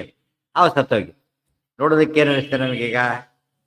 ಕೃಷ್ಣ ಒಳ್ಳೆ ಸೂಟಬಲ್ ರಿಪ್ಲೈ ಕೊಟ್ಟಾಗಾಯ್ತು. ಅವರು ತಾನೆ ಇದರಲ್ಲಿ ಕೃಷ್ಣ ಕೊಟ್ಟ ಸಂದೇಶಕ್ಕೆ ಪ್ರತಿ ಸಂದೇಶ ಕೊಟ್ಟ. ನೋಡೋದಕ್ಕೆ ಏನಿದೆ? ಅದು ಪ್ರತಿ ಸಂದೇಶ ಕೊಟ್ಟು ಭಾರಿ ಬುದ್ಧಿವಂತ ಇದ್ದಾನೆ ಕಾಲ ತೋರಿಸ್ಕೊಂಡ. ಕೃಷ್ಣ ಏನು ಮಾಡಿದಾಗ ಕಿಮತ್ರ ಸತ್ಯಮಿತ್ಯಹಂ ಪ್ರದರ್ಶಯಿತ್ಯ ಇತ್ಯಜ ಆಯ್ತೀಗ. ನೀನು ಹಾಗೆ ಮಾಡಿದೆ. ಆ ಕೃಷ್ಣ ಸರ್ಪ ದೃಷ್ಟಾಂತ ಅಷ್ಟೇ, ದೃಷ್ಟಾಂತ ನಾಶ ಮಾಡಿದ್ದೀನಿ. ನೀನೀಗ ಏನು ನಾಶ ಮಾಡ್ಲಿಕ್ಕೆ ಬರೋದಿಲ್ಲ? ನಾನು ಅರ್ಥ ಮಾಡಿಕೊಟ್ಟೆ ಅಷ್ಟೇ. ನಾನೇ ಬರ್ತೀನಿ ನೋವು, ಗೊತ್ತಾಯ್ತಾ? ನಾನೇ ಬರ್ತೀನಿ ಅಂತ ಹೊರಟಾಯ್ತು. ಅರ್ಥ ಆಯ್ತಾ? ಅಂದರೆ ದೃಷ್ಟಾಂತ ಲಿಮಿಟೇಷನ್ನು ಕೃಷ್ಣ ತೋರಿಸ್ತ, ನನ್ನ ಶಕ್ತಿ ತೋರಿಸೋಕೆ ಉದಾಹರಣೆ ಕೊಟ್ಟಿದ್ದೆ ಹೊರತು ಏನಲ್ಲ ಅದು. ಬಂದು ಸಿಂಹ ಸಾಮಾನ್ಯವಾಗಿ ಆನೆಯನ್ನು ಗೆಲ್ಲುತ್ತೆ, ಎಲ್ಲರಿಗೂ ಗೊತ್ತಿದೆ. ಆದರೆ ಗೊತ್ತಿರಬೇಕು, ಆನೆ ಬರುತ್ತೆ, ಸಿಂಹ ಬರುತ್ತೆ, ಅದೇನು ಮಾಡುತ್ತೋ ಸೀದಾ ಹಾರಿ ಇಲ್ಲಿ ಬೀಳುತ್ತೆ, ಹೊಡಿಯುತ್ತೆ, ಅವ ಸತ್ತೋಗುತ್ತೆ. ಅಕಸ್ಮಾತ್ ಅದು ಗುರಿ ತಪ್ಪಿದೋ ಕತೆ ಮುಗಿತದ್ರು. ಏನು ಮಾಡುತ್ತೆ ಅದು? ಒಂದ್ಸರಿ ತುಳಿದ್ರೆ ಅದೇನಾಗುತ್ತೆ? ಆನೆ ತುಳಿದು ಬಿಟ್ರೆ ಆಗ ಹೋಗುತ್ತೆ. ಸ್ಟ್ರೆಂತ್ ಯಾವುದು ಜಾಸ್ತಿ ಇರೋದು? ಸಿಂಹಕ್ಕಲ್ಲ, ಆನೆಗೆ. ಬಟ್ ಅಟ್ಯಾಕ್ ಮಾಡುತ್ತೆ. ಅಟ್ಯಾಕ್ ಅದೇ ಪರಾಕ್ರಮ. ಅಟ್ಯಾಕ್ ಅಂತ ಪದ ಇದೆ. ಅಟ್ಯಾಕ್ ಮಾಡಿ ಎಲ್ಲಿ ಮಾಡುತ್ತೆ? ಅದು ಕುಂಭಸ್ಥಳಕ್ಕೆ ಮಾಡುತ್ತೆ. ಅಲ್ಲಿ ಬಿದ್ದರೆ ಏನಾಗುತ್ತೆ? ಪೂರ್ತಿ ಕಿತ್ತು ತಲೆಗೆ ಏಟು ಬಿದ್ದರೆ ಏಟು ಬಿದ್ದರೆ ಏನಾಗುತ್ತೆ? ತಲೆಗೆ ಏಟು ಬಿದ್ದರೆ ಈಗ ಬೇರೆ ಏಟು ಬೆಚ್ಚರಣೆ ತಪ್ಪಿ ಬಿಡುತ್ತೆ. ಇದು ಸಿಂಹದ ಟ್ರಿಕ್ ಇರೋದು. ಅದು ಹೆಚ್ಚು ಬಲ ಇರೋದನ್ನ ಕಡಿಮೆ ಬಲವನ್ನು ಹೇಗೆ ಮಾಡಬೇಕು ಅಂದರೆ ಆಯಕಟ್ಟೆ ಸ್ಥಳಕ್ಕೆ ಹೊಡಿಬೇಕು. ಅವಾಗ ಏನಾಗುತ್ತೆ? ಗೆದ್ದು ಬಿಡುತ್ತೆ. ತಪ್ಪಿದ್ರೆ ಹೋಯ್ತು. ದೃಷ್ಟಾಂತ ಅದು ಎಷ್ಟೋ ಸರ್ತಿ ಆನೆ ಗೆದ್ದಿರೋದು ಇದೆ ಇರ್ಬೋದು. ಗಜೇಂದ್ರ ಕಥೆ ಹೇಳ್ತಾರಲ್ಲ, ಆನೆಗಳು ಸಿಂಹಗಳು ಓಡೋಗ್ತಿದ್ವು ಅಂತ. ಗಜೇಂದ್ರ ಬಂದರೆ ಯುದ್ಧ ಮಾಡೋದಲ್ಲ, ಓಡೋಗ್ಬಿಡ್ತಿತ್ತು.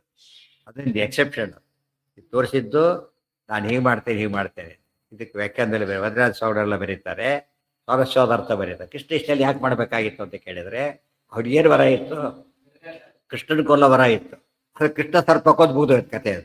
ಅದು ವರ ಕೂಡ ಮುಗೀತಲ್ಲಿ. ವರ ವೇಸ್ಟ್ ಆಗಲಿಲ್ಲ, ವರ ಸತ್ಯನೂ ಆಯಿತು, ಗೊತ್ತೇ ಇನ್ನೇನಾಯ್ತು ಜೊತೆಗೆ ತನ್ನ ಶಕ್ತಿ ತೋರಿಸಿದ್ದಾಯ್ತು. ಅರ್ಥ ಆಯ್ತಾ? ಈಗ ಕೆಲವು ಸರ್ತಿ ಎಷ್ಟೋ ಸರ್ತಿ ಹೇಳಿದ್ನಲ್ಲ, ಮಹಾಯೋಗ್ಯ ಜಾತಕದಲ್ಲಿ ಗಜಕೇಸರಿ ಯೋಗ ಅಂತಿದೆ. ಗಜಕೇಸರಿ ಯೋಗ ಏನದು? ಭಾರಿ ದೊಡ್ಡ ಯೋಗ. ಗಜಕೇಸರಿ ರಾಜನಾಗಿಬಿಡ್ತಾರೆ, ಆನೆ ಬಗ್ಗೆ ಮೆರವಣಿಗೆ ಆಗುತ್ತೆ ಅಂತ ಅರ್ಥ. ಒಂದು ಮಹಾಯೋಗ್ಯ ಅವನು.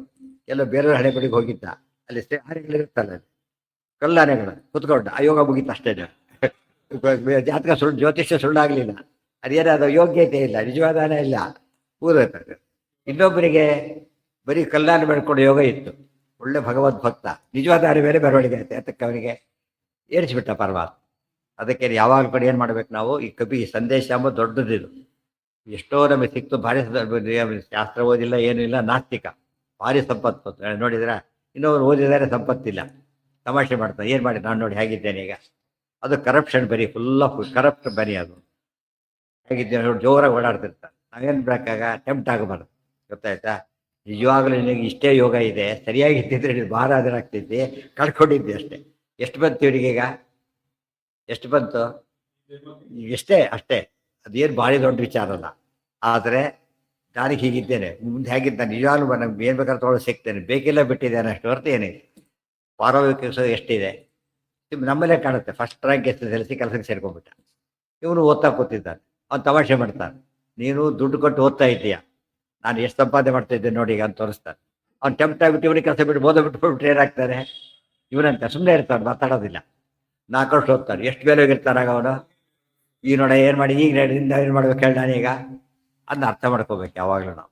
ಆ ಕಾಲಕ್ಕೆ ನಾವು ಹಿಂದಿದ್ದಾಗ ಕಾಣಿಸುತ್ತೆ, ಬಟ್ ಆ್ಯಕ್ಚುಲಿ ಹಿಂದಿದ್ದಲ್ಲ, ನಾವು ನಿಜವಾಗ್ಲೂ ಮುಂದೆ ಹೋಗ್ತಾ ಇದ್ದೇವೆ, ನನಗೆ ಅರ್ಥ ಆಗೋದಿಲ್ಲ. ಇದೆಲ್ಲ ಲೋಕದೊಳಗೆ ತುಂಬ ಜನ ಹಾಳಾಗೋದು ಅದರಿಂದ. ಧರ್ಮ ಹೇಳಿ ಏನು ಪ್ರಯೋಜನ, ಆಚಾರ್ಯ ಏನು ಪ್ರಯೋಜನ, ನೋಡಿದ್ರೆ ಅವ್ನು ಹೇಗಿದ್ದಾನೆ, ಹೀಗೆಲ್ಲ ಮಾಡ್ಕೊಂಡು ತಾವು ಬಿಟ್ಟು ಬಿಡ್ತಾರೆ. ನಂಬಿ ಹುಡುಗರ ನಂಬಿಕೆ ಕಳೆದು ಬಿಡ್ತಾರೆ. ಅದು ಹೇಳ್ಬೇಕು, ಧರ್ಮದ ಫಲ ಅಲ್ವೇ ಅಲ್ಲ. ನಿಜವಾದ ಫಲ ಯಾವುದು? ಮುಂದಿದೆ. ನೀನೇ ದಡ್ಡದ, ನೀನೀಗ ಒಳ್ಳೆ ಅವಕಾಶ ಮುಂದೆ ಹೋಗಿದ್ರೆ ಎಷ್ಟು ಚೆನ್ನಾಗಿರ್ತಿದ್ದಿ. ಆಮೇಲೆ ಗೊತ್ತಾಗುತ್ತೆ ಏನು ಸಾಧ್ಯ ಇಲ್ಲ, ಮುಗಿದೋಯ್ತು. ಎಷ್ಟೋ ಜನ ಅಂತ ತಪ್ಪನ್ನು ಮಾಡ್ತಾರೆ, ಆ ತಪ್ಪನ್ನು ಮಾಡಬಾರ್ದು. ಅದಕ್ಕಾಗಿ ಇವೆಲ್ಲ ಸಂದೇಶವನ್ನು ಕೊಟ್ಟು ದೇವರು ತಿಳಿಸಿಕೊಡುತ್ತಾರೆ. ಎಚ್ಚರಿಕೆಯಿಂದ ಓದಬೇಕು. ಅವ್ನು ಯೋಗ ಹೋಯ್ತಲ್ಲಿಗೆ. ಕೃಷ್ಣ ಸರ ದೊಡ್ಡ ವರ ಹಾಳು ಮಾಡ್ಕೊಂಡವ, ಭಾರಿ ದೊಡ್ಡ ವರನ ಹಾಳು ಮಾಡ್ಕೊಂಡಾಗ ಸತ್ಯ ಮಾಡಿದಾಗ ಆಯ್ತು, ಇವ್ರು ಸತ್ತ ಹೋದಾಗ ಆಯ್ತು. ಅಲ್ಲಿ ಸತ್ಯ, ಇವರು ಸತ್ತ, ಆ ರೀತಿ ಆಯ್ತು. ಅಂದರೆ ಅವನು ನಂಬಿದ್ದನ್ನ ರುದ್ರದೇವರ ಮಾತು ಸುಳ್ಳಾಗಲಿಲ್ಲ, ಇವರು ಬದುಕೋದು ಗೆಲ್ಲೋದು ಸತ್ಯ ಆಗಲೇ ಇಲ್ಲ. ಹಾಗೆ ಮಾಡಿದ್ರು. ಹಿರಿಯ ದೂತ ಭಕ್ತಿ ಅದನ್ನೇ ಹೇಳೋದು. ನಿಮಗೆ ಕೆಟ್ಟ ದಶೆ ಇದ್ದರೆ ದೇವ್ರನ್ನ ಆರಾಧನೆ ಮಾಡಿದ್ರೆ, ಶನಿ ದಶೆ ಇದ್ದರೆ, ಶುಕ್ರ ದಶೆ ಇದ್ದಾಗಿರುತ್ತೆ, ಪ್ರಾಬ್ಲಮೇ ಕ್ರಿಯೇಟ್ ಆಗೋದು. ಯಾಕೆ? ಬರೀ ಭಕ್ತ. ಇನ್ನು ಶುಕ್ರ ದಶೆ ಇದೆ, ದೇವ್ರು ಎಲ್ಲ ಬುಟ್ಟಿದ್ದೆಲ್ಲ ಹಾಳು, ಒರಿಜಿನಲ್ಲೇ ಇಲ್ಲ. ಅವನೇ ತಗೊಂಡು ಏನು ಮಾಡ್ತಾನೆ? ಯಾರೇ ಇದ್ರೂ ಸಕಲ ಗ್ರಹ ಬಲ ನೀನೇ ಸರಸಿಜಾಕ್ಷ. ಮೂಲತಃ ದೇವ್ರನ್ನೇ ಬಿಟ್ಟುಬಿಟ್ರೆ ಅವ್ನು ಮಾಡೋದೇನು ಬಂತಿ? ಮತ್ತೆ ದೇವ್ರು ಹಿಡ್ಕೊಂಡಾಗ ಎಷ್ಟು ವರ್ಷ ಇದ್ರೂ ಅವ್ರು ಏನು ಸಮಸ್ಯೆನೂ ಆಗೋದಿಲ್ಲ. ಇದು ಎಷ್ಟು ಅನುಕೂಲ ಇತ್ತು. 3 ಕೋಟಿ ಅಷ್ಟು, 3 ಕೋಟಿ ಅಷ್ಟು, ಇದು ಸೈನ್ಯ ಏನು, ಇದೇನು, ವರ ಏನು, ಅದನ್ನೆಲ್ಲ ಸದುಪಯೋಗ ಮಾಡ್ಕೊಂಡಿದ್ದಿದ್ರೆ ಎಷ್ಟು ಮೇಲಿರ್ಬೋದಾಗಿತ್ತು. ಏನೋ ಕೇಳಿದ್ರಲ್ಲ, ಏನ ಕೃಷ್ಣದೇವರ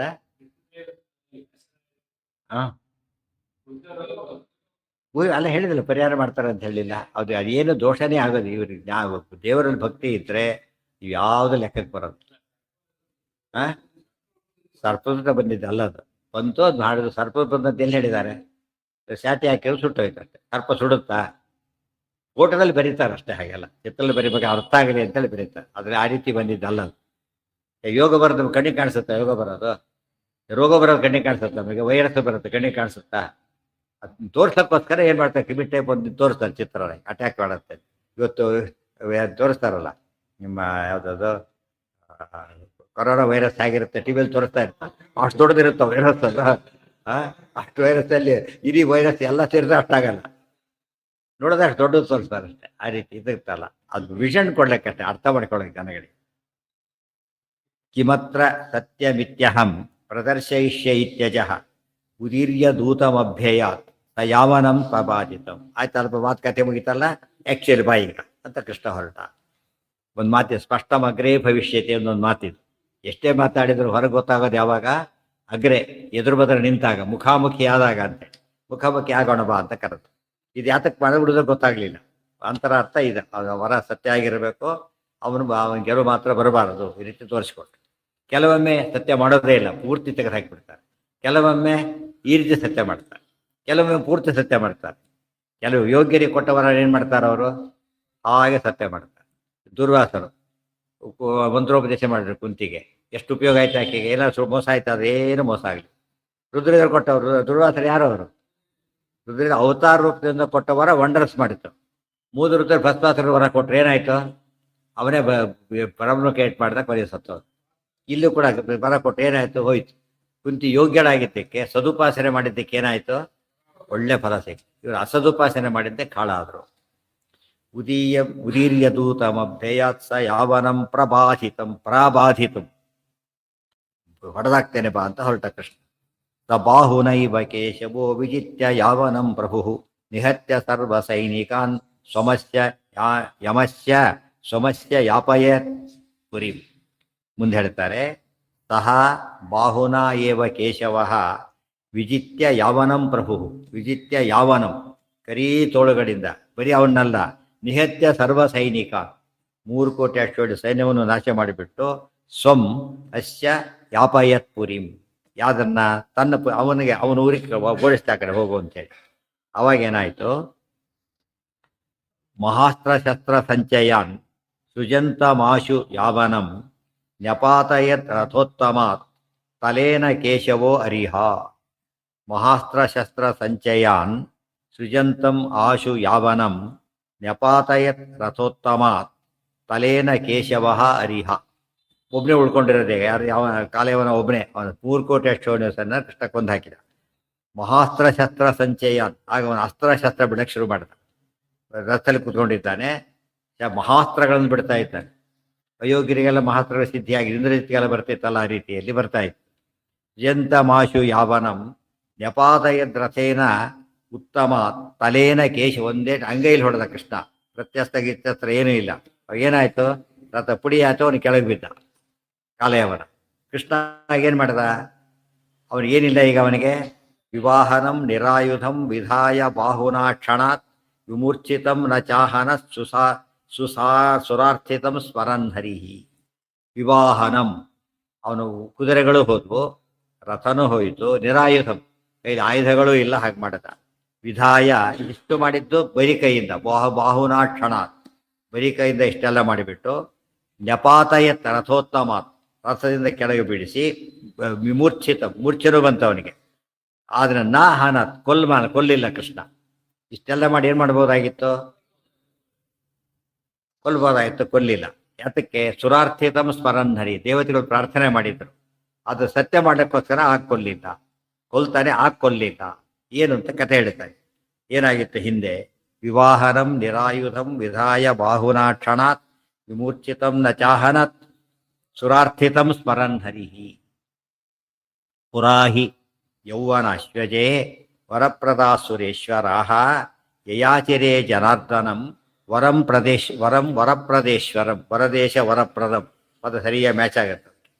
ಪುರಾಹಿ ಹಿಂದೆ, ಯೌವನಾಶ್ವಜೆ ವರಪ್ರದಾಹ ಸುರೇಶ್ವರಾಹ ಯಯಾಚಿರೇ ಜನಾರ್ದನಂ ವರಪ್ರದೇಶ್ವರಂ.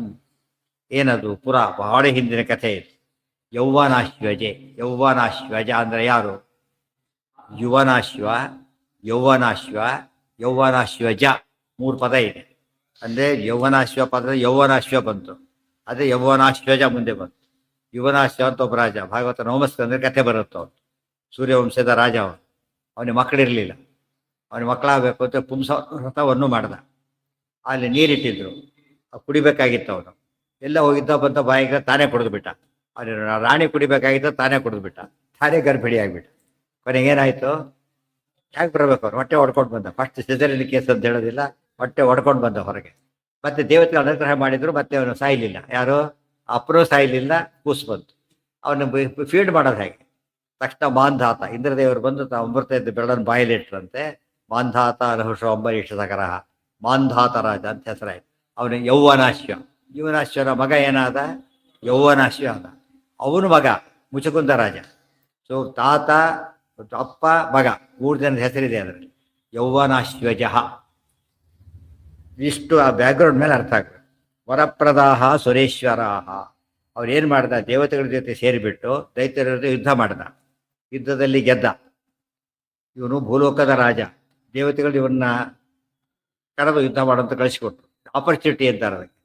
ಇವನ ಕೈಲಿ ಆಗ್ಬೇಕಾದ್ರೆ ಅವ್ರ ಕೈಲಿ ಆಗಲ್ವಾ, ಆಪರ್ಚುನಿಟಿ ಕೊಟ್ಟರು. ತಕ್ಷಣ ಇವನು ಹೋದ, ಯುದ್ಧದಲ್ಲಿ ಗೆದ್ದ.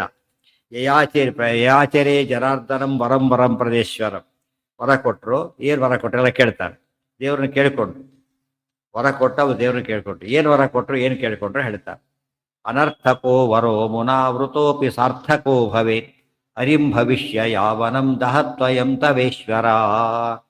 ಅನರ್ಥಕಃ ವರಃ ಅಮುನಾ ವೃತಃ ಅಪಿ ಸಾರ್ಥಕಃ ಭವೇತ್ ಹರಿಂ ಭವಿಷ್ಯ ಯಾವನಂ ದಹತು ಅಯಂ ತವ ಈಶ್ವರ. ಭಾಗವತ ವಿಸ್ತಾರವಾದ ಕಥೆ ಬರುತ್ತೆ, ಅದು ತಮ್ಮರಿ ಹೇಳ್ಬಿಡ್ತಾರೆ. ಅವರು ನೋಡು, ವರಂ ಋಣೀಶ್ವ ಭದ್ರಂತೆ ಹೃದಯ ಕೈವಲ್ಯಮಾತ್ಮನಃ ಏಕ ಏವೇಶ್ವರಸ್ತಸ್ಯ ಭಗವಾನ್ ವಿಷ್ಣುರವ್ಯಯ. ಏನು ಹೇಳಿದರು ಅಂದರೆ, ಬೇಕಾದ್ವರ ಕೇಳ್ಕೊ, ಒಳ್ಳೆ ಕೆಲಸ ಮಾಡಿದ್ದಿ, ನಮ್ಮ ಸೇವೆ ಮಾಡಿದ್ದಿ, ಬೇಕಾದ್ವರ ಕೇಳ್ಕೊ, ಆದರೆ ಮೋಕ್ಷ ಮಾತ್ರ ಕೇಳಬೇಡ. ಯಾತಕ್ಕೆ? ಅದನ್ನು ಕೊಡೋ ಶಕ್ತಿ ನನಗಿಲ್ಲ, ನಮಗಿಲ್ಲ. ಅದು ಯಾರದದು? ಬಂಧಕೋ ಭವಪಾಶೇನ ಭವಪಾಶಾಚ್ಯ ಮೋಚಕಃ. ಯಾರು? ವಿಷ್ಣು ಮಾತ್ರ, ಬೇರೆ ಯಾರಿಗೂ ಸಾಧ್ಯ ಇಲ್ಲ. ಅದನ್ನ ಮಾತ್ರ ಕೇಳಬೇಡ ಅಂತ ಹೇಳ್ತಾರೆ. ಅದಕ್ಕೆ ವಿಷ್ಣುರ್ಹಿತಾತ ಮೋಕ್ಷಸ್ಯ ವಾಯುಶ್ಚ ತದನುಜ್ಞೇಯ. ಅವರಿಬ್ಬರು ಬಿಟ್ಟು ಯಾರಿಗೂ ಸಾಧ್ಯ ಇಲ್ಲ. ವಾಯುದೇವರು ಪ್ರಾರ್ಥನೆ ಮಾಡಿ ಮೋಕ್ಷ ಕೊಡಿಸ್ತಾರೆ, ಆದರೆ ಮೋಕ್ಷ ಕೊಡ್ತೇನೆ ಅಂತ ಹೇಳೋದು ಯಾರು? ದೇವರು ಒಂದೇನೆ. ಅದನ್ನ ಕೇಳಬೇಡ ಅಂತ ಹೇಳಿದ್ರು. ಆ ಮಾತಲ್ಲಿ ಬಂದಿರುತ್ತೆ. ಯಾವ ಪ್ರಸಂಗ ಉಪಯೋಗ ಆಗುತ್ತೆ ನೋಡ್ಬೇಕಾದ್ರೆ. ನಾವು ಮೋಕ್ಷ ಬಿಟ್ಟೆಲ್ಲ ಕೇಳು ಅಂತ ಹೇಳ್ಬಿಟ್ರೆ ಅಷ್ಟೇ, ಕಥೆ ಹೇಳ್ಬಿಡ್ತೇವೆ. ಸೊ ಮೋಕ್ಷ ಕೊಡೋ ಶಕ್ತಿ ಇಲ್ಲ ಅಂತ ಆಯ್ತು ದೇವತೆಗೆ. ಅದು ಥಿಯರಿ. ಇದ್ದಿದ್ರೆ ಏನು ಮಾಡ್ತಿದ್ರು? ಆಯ್ತು, ಏನಾದ್ರು ರಾಮದೇವ್ರು ಕೇಳಬೇಕಾದ್ರೆ ಬೇಕಾದ ಕೇಳಿ ಅಂತಾರೆ, ಬಿಟ್ಟು ಅಂತ ಕೇಳೋದಿಲ್ಲ. ಬಿಟ್ಟು ಅಂತ ಯಾಕೆ ಕೇಳೋದಿಲ್ಲ ಅಂದರೆ ಕೊಡಿ, ಎಲ್ಲರೂ ಕೊಡ್ತಾರೆ. ಉಳಿದವ್ರಿಗೆ ಬಿಟ್ಟು ಅಂತ ಹೇಳಿದ್ದಾರೆ. ಅನರ್ಥಕೋ ವರೋ ಮುನಾ ವೃತೋಪಿ ಸಾರ್ಥಕೋ ಭವೇತ್. ಅವ್ರು ಕೇಳಿದ ವರ ಏನೋ ಕೇಳ್ತಾರೆ ಅಂತ ಹೇಳಿದರೆ ಉಚ್ಚಾಬಟ್ಟಿ ವರ ಕೇಳಿಬಿಟ್ಟ. ಮುಂದೆ ಹೇಳ್ತಾರೆ ವರ ಏನಂತ ಕೇಳಿದರೆ, ಸುದೀರ್ಘ ಸುಪ್ತಿ ಮಾತ್ಮನಃ. ಕುಂಭಕರ್ಣ ಕೇಳ್ತಾನೆ. ಎಂಥ ವರ? ಲಾಂಗ್ ಸ್ಲೀಪ್ ಮಾಡ್ಬೇಕು ನಾವು. ಆಮೇಲೆ ಯಾರು ತನಗೆ ಎಚ್ಚರ ಆಗಬಾರ್ದು. ಯಾರು ಎಬ್ಬಿಸ್ತಾರೆ, ಡಿಸ್ಟರ್ಬ್ ಮಾಡ್ತಾರಲ್ಲ, ಅವ್ರು ನೋಡಿದ ತಕ್ಷಣ ಸಾಯ್ಬೇಕು. ಪ್ರಸುಪ್ತಿ ಭಂಗಕೃತ್ ಕ್ಷಯಂ. ನಿದ್ರೆ ಭಂಗ ಮಾಡೋನು ಸಾಯ್ಬೇಕು, ದೀರ್ಘ ನಿದ್ರೆ ಮಾಡಬೇಕು. ಎಷ್ಟು ಕುಂಭಕರ್ಣ ಏನು ಕೇಳಲಿಲ್ಲ, ಒಂದೇ ಕೇಳಿದ. ಏನಂತ? ನಿದ್ದೆ ಮಾಡ್ಬೇಕಂತ. ಎಬ್ಬಿಸಿದವ್ರು ಸಾಯಲಿ ಅಂತ ಕೇಳಲಿಲ್ಲ. ರಾವಣ ಸಾಯ್ಬೇಕಾಗಿತ್ತು, ಅವರು ಸಾರಿ ಎಬ್ಬಿಸಿದ್ದು. ಎಬ್ಬಿಸಿದವ್ರು ಸಾಯಲಿ ಅಂತ ಕೇಳಿದ್ದಾರೆ. ಅಂದರೆ ಕುಂಭಕರ್ಣಿಗೆ ರಾವಣಿಗಿಂತ ಡೇಂಜರಸ್ ಸ್ವರ, ಕುಂಭಕರ್ಣಿಗೆ ಹೋಪ್ಲೆಸ್ ಸ್ವರ ಕೇಳಿಬಿಟ್ಟಿದ್ದಾನೆ. ಅಂದರೆ ಅವ್ರು ಉದ್ಧಾರ ಆಗೋ ಚಾನ್ಸೇ ಇಲ್ಲ ಅಂತ ಅರ್ಥ. ಅವನು ಹೇಳೋದಿಲ್ಲ, ಇನ್ನೊಬ್ರು ಎಬ್ಸಾಗಿಲ್ಲ. ಯಾರು ಎಬ್ಬಿಸ್ಬೇಕು ಅವನ್ನ? ದೇವತೆಗಳು ಎಬ್ಬಿಸ್ಬೇಕು. ವರ ಪ್ರಕಾರ ಸಾಯ್ಬೇಕು ಅವರು. ಅದರಿಂದ ಏನು ಮಾಡಿದ್ರು? ಪೂಜಿತ ಆಯ್ತು. ಈಗ ಅವ್ರು ಉದ್ಧಾರ ಒಳ್ಳೆಯವರು ಸೇವೆ ಮಾಡಿ ಏನು ಬೇಕು ಅಂತ ಕೇಳಿದರೆ ಉಚ್ಚಾಬಟ್ಟಿ ವರ ಕೇಳ್ಬಿಟ್ಟಿದ್ದಾರೆ. ಕೇಳಿದ ಕೆಟ್ಟ ವರ. ಆ ಕೆಟ್ಟ ವರದಲ್ಲೂ ಅವನು ವರ ನಿಜವಾದ ವರ ಆಗಬೇಕು. ಆ್ಯಕ್ಚುಲಿ ಶಾಪ ಇದ್ದಾಗ ಲೆಕ್ಕ. ತಾನೇ ಶಾಪ ಕೇಳ್ಕೊಂಡ್ರೆ ಆಗೋ ಹಾಗೆ. ನಾನು ಆಸ್ತಿಚ್ಛೆ ಕೊಟ್ಬಿಡಿ ಅಂತ ಕಿತ್ಕೊಂಡ್ಬಿಟ್ಟು ಏನು ಮಾಡ್ತಾ ಹೋಗ್ಬಿಟ್ಟು ನಾನು ಕೋಮ ಕಳಿಸ್ಬಿಡಿ ಅಂತ ದೊಡ್ಡಸ್ಕೇನ ಅದು? ಕೋಮ ಕಳಿಸಿದ್ರೆ ಎಚ್ಚರ ಬರೋದು ಹೇಗೆ? ಇವಾಗ ಇವತ್ತು ಕೋಮಕ್ಕೆ ಹೋದವ್ರು ಯಾವಾಗ ಹೇಳ್ತಾರೆ ಅಂತ ಗೊತ್ತಿಲ್ಲ. ಕೋಮ ಅಲ್ಲದು. ಕೋಮಕ್ಕೆ ಹೋದವ್ರು ಯಾವಾಗ ಹೇಳ್ತಾರೆ ಅಂತ ಹೇಳಿ ಏನು ಹೇಳ್ಬೇಕು ಅದಕ್ಕೆ? ಈಗ ಎಚ್ಚರದಾಗ ಹೇಳ್ತಾರೆ ಅಂತ ಹೇಳ್ಬೇಕಾರೆ ಯಾರು ಟೈಮ್ ಹೇಳೋದಿಲ್ಲ ಅದಕ್ಕೆ. ಎಷ್ಟು ವರ್ಷಗಟ್ಟಲೆ ಇರ್ತಾರೆ, ಕೆಲವು ವರ್ಷಗಟ್ಟಲೆ ಇರ್ತಾರೆ, ಕೆಲವು ದಿನಗಟ್ಟಲೆ ಇರ್ತಾರೆ, ಕೆಲವು ಗಂಟೆಗಟ್ಟಲೆ ಇರ್ತಾರೆ. ಅವ್ರವ್ರ ರೀತಿ ಹೇಳಕ್ಕೆ ಬರೋದೇ ಇಲ್ಲ. ಅದು ನಮ್ಮ ಕೈಯಲ್ಲಿಲ್ಲ. ಅದಕ್ಕೆ ಬ್ರಹ್ಮಸೂತ್ರ ಒಂದು ಘಟ್ಟ ಹೇಳ್ತಾರೆ, ಅದು ಭಗವದಧೀನ. ಹೇಗೆ ನಿದ್ರಾ, ಎಚ್ಚರ, ನಿದ್ರಾ ಇವೆಲ್ಲ ದೇವರ ಅಧೀನ. ಮೂರ್ಛಾವಸ್ಥೆನೂ ಭಗವದಧೀನನೇ. ಇದೆಲ್ಲ ತಿಳ್ಕೊಂಡಿರ್ಬೇಕು. ಮೂರ್ಛೆ ಎಂಬುದು ಅನರ್ಥಕ. ಇಷ್ಟೆಲ್ಲ ಗೊತ್ತಿದ್ರೆ ಅನರ್ಥಕ ಅನ್ನೋ ಪದ ಗೊತ್ತಾಗಲ್ಲ.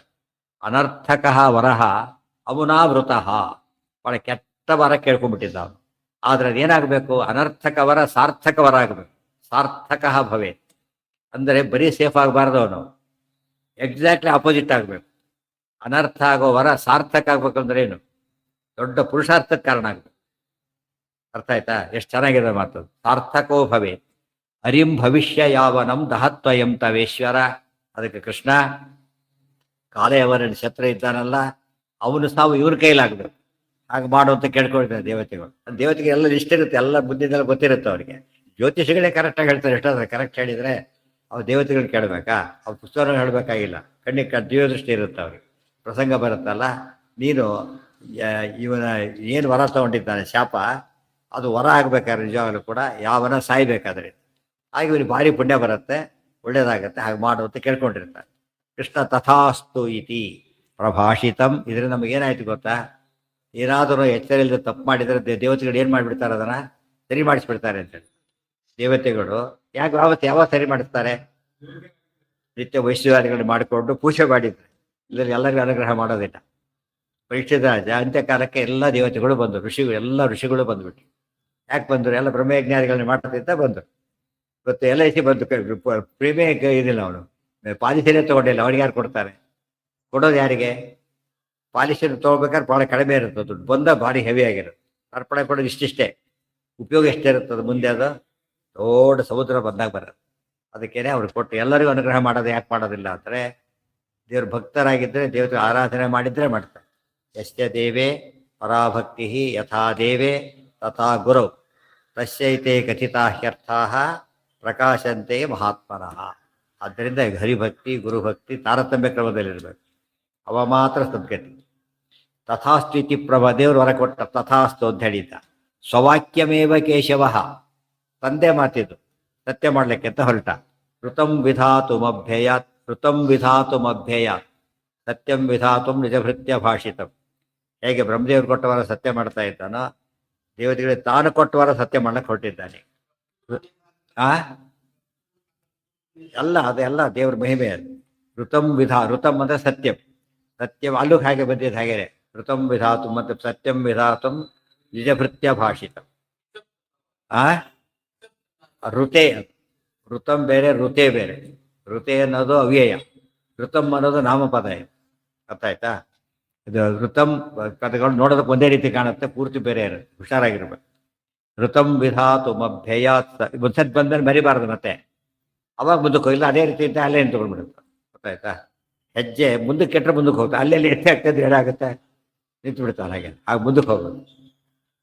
ವಿಧಾತುಮಭ್ಯಯಾತ್ ಯೌವನಾಶ್ವಜಾಂತಿಕಂ. ಕೃಷ್ಣ ಹೊರಟ ಈಗ, ಅವನ ಯೌವನಾಶ್ವಜ ಮುಚಕುಂದನ ಹತ್ರ ಹೊರಟ ಕೃಷ್ಣ. ಓಡ್ತಾ ಇದ್ದಾನೆ ಆ ಕಡೆಗೆ. ಇವನೇನು ತಿಳ್ಕೊಂಡ, ಇಷ್ಟಾದ್ರೂ ಅವನು ಮೂರ್ಖ, ಇಷ್ಟು ಚೆನ್ನಾಗಿ ಕೊಂದ ಇಷ್ಟು ಮಾಡೋದು ಕೂಡ ಏನೋ ಒಂದು ಇರ್ಬೋದು ಅನ್ಕೊಳ್ಳೇ ಇಲ್ಲ ಅವನು. ಓಹೋ, ನನ್ನ ವರ ಇದೆಯಲ್ಲ ಕೃಷ್ಣನ ಕೊಲ್ತಾರೆ ಅಂತೆ, ಅದಕ್ಕೆ ಅಂಜು ಓಡ್ತಾ ಇದ್ದಾನೆ. ಎಲ್ಲ ನೆಗೆಟಿವ್ ಥಿಂಕಿಂಗ್ ಅವ್ರಿಗೆ. ಇವರು ಪ್ರತಿಯೊಂದು ಒಳ್ಳೆ ಚಿಂತನೆ ಮಾಡ್ತಾರೆ. ಈಗ ಒಳ್ಳೆಯವ್ರು ಏನೇ ಆದರೂ ಆದದ್ದೆಲ್ಲ ಹೊಡಿತೇ ಆಯಿತು. ಅವ್ರು ಏನೇ ಮಾಡಿದ್ರು ಕೂಡ ಕೆಲವು ದೇವ್ರ ಬೈಯೋದೆ, ಏನು ಮಾಡಿದ್ರು ದೇವ್ರನ್ನ ಬೈಯೋದೆ, ಇದು ಏನು ಮಾಡಿದ್ರು ದೇವ್ರನ್ನ ಹೊಗಳೋದೆ. ಅದು ಸತ್ಯವಾದ ಅಂಶ. ಋತಂ ವಿಧಾತು ಅಭ್ಯಯಾತ್ ಸ ಯೌವನಾಶ್ವಜಾಂತಿಕಂ. ಅವನೆಲ್ಲೋ ಮಲಗಿದ್ದ, ಗುಹೆಗಳು ಮಲ್ಕೊಂಡ್ಬಿಟ್ಟಿದ್ದಾನೆ, ಡಿಸ್ಟರ್ಬೆನ್ಸೇ ಇಲ್ಲ. ಡಿಸ್ಟರ್ಬ್ ಮಾಡೋಂಗಿಲ್ಲ ಯಾರು ಕೂಡ, ಒಳಗೆ ಬೇಕಾದ್ರೆ ಅವರೇ ಸತ್ತೋಗ್ತಾರೆ, ಅದರಿಂದ ಸೇಫ್ ಅವನು. ಮಲ್ಕೊಂಡ್ಬಿಟ್ಟಿದ್ದಾನೆ. ಸಸಂಜ್ಞಕೋ ಅಥ ಯಾವನೋ ಧರಾತಲಾತ್ ಸಮುತ್ಥಿತ.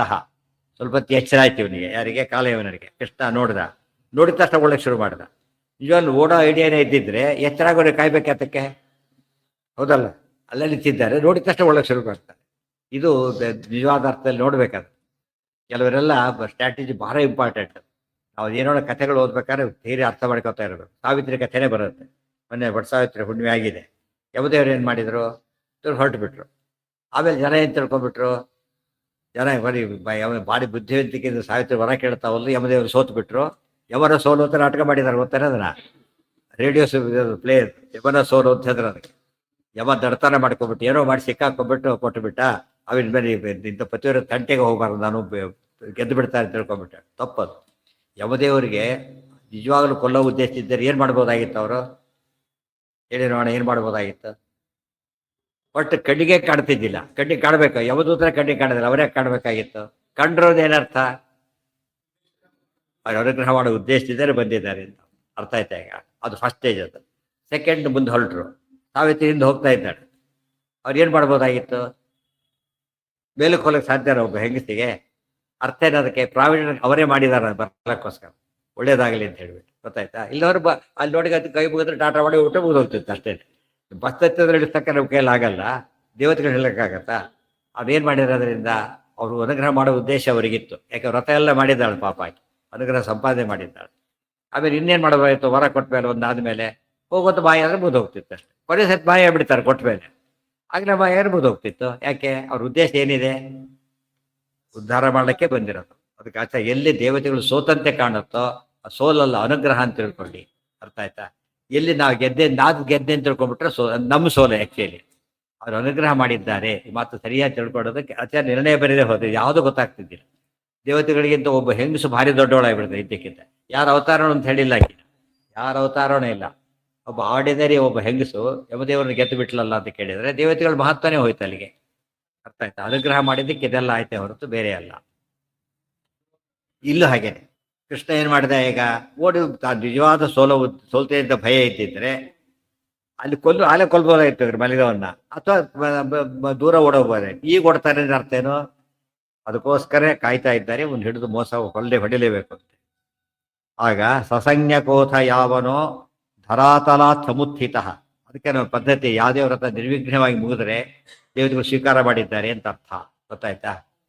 ನಮ್ಮ ಮತ್ತೆ ಏನು ಕೇಳಕ್ಕೆ ಹೋಗ್ಬಾರ್ದು, ಪ್ರಸಾದ ಕೊಡೋ ಅಂತೇಳಿ. ಅದು ಸ್ವೀಕಾರ ಮಾಡದೆ ಹೋದ್ರೆ ಅವ್ರು ಇಷ್ಟಪಡೋರು ಏನಾಗ್ತಿದ್ದಿಲ್ಲ, ಮನೆ ಬಂದೇ ಏನು ಕೊಡ್ತಾರೆ, ತಗೊಳ್ಳೋದಿಲ್ಲ, ಮುಗಿದೋಯ್ತು. ಅದಕ್ಕೆ ತಗೊಂಡ್ರು ಏನಾದ್ರು ಅನುಗ್ರಹ ಮಾಡಿದ್ರು, ಪಾಪ ಹಸಿವಾಗಿತ್ತು ಕಾಣುತ್ತೆ, ತಿಂದು ಸದ್ಯ ಆ ಥರ ಅಲ್ಲ, ಅನುಗ್ರಹ ಮಾಡಿದ್ರು ಅಷ್ಟೇ. ತಗೊಳ್ಳೋದಿಲ್ಲ, ಏನು ಮಾಡಕ್ಕೆ ಸಾಧ್ಯ ಇಲ್ಲ. ಕೊಡೋದಿಲ್ಲ ಅಂದ್ರೆ ಮುಗಿದೋಗ್ತಿತ್ತು. ದೇವತೆಗಳು ಸಾಂಗೋಪಾಂಗ ಪೂಜೆ ಸ್ವೀಕಾರ ಮಾಡಿದ್ದಾರೆ ಅಂದ್ರೆ ಏನರ್ಥ? ಕೆಲವು ಕೇಸ್ ಇರುತ್ತೆ, ಇಂಟರ್ವ್ಯೂ ನೋಡ್ತಾನೆ, ಅದು ಇಂಪಾಸಿಬಲ್, ನಡ್ಸಕ್ಕೆ ಬರೋದಿಲ್ಲ, ಇಂಟರ್ವ್ಯೂನ ಕೊಡೋದಿಲ್ಲ. ಏನು ಮಾಡ್ತಾರೆ? ನೋ ನಾಟ್ ಆಲ್ ಬಿಡ್ತಾರೆ.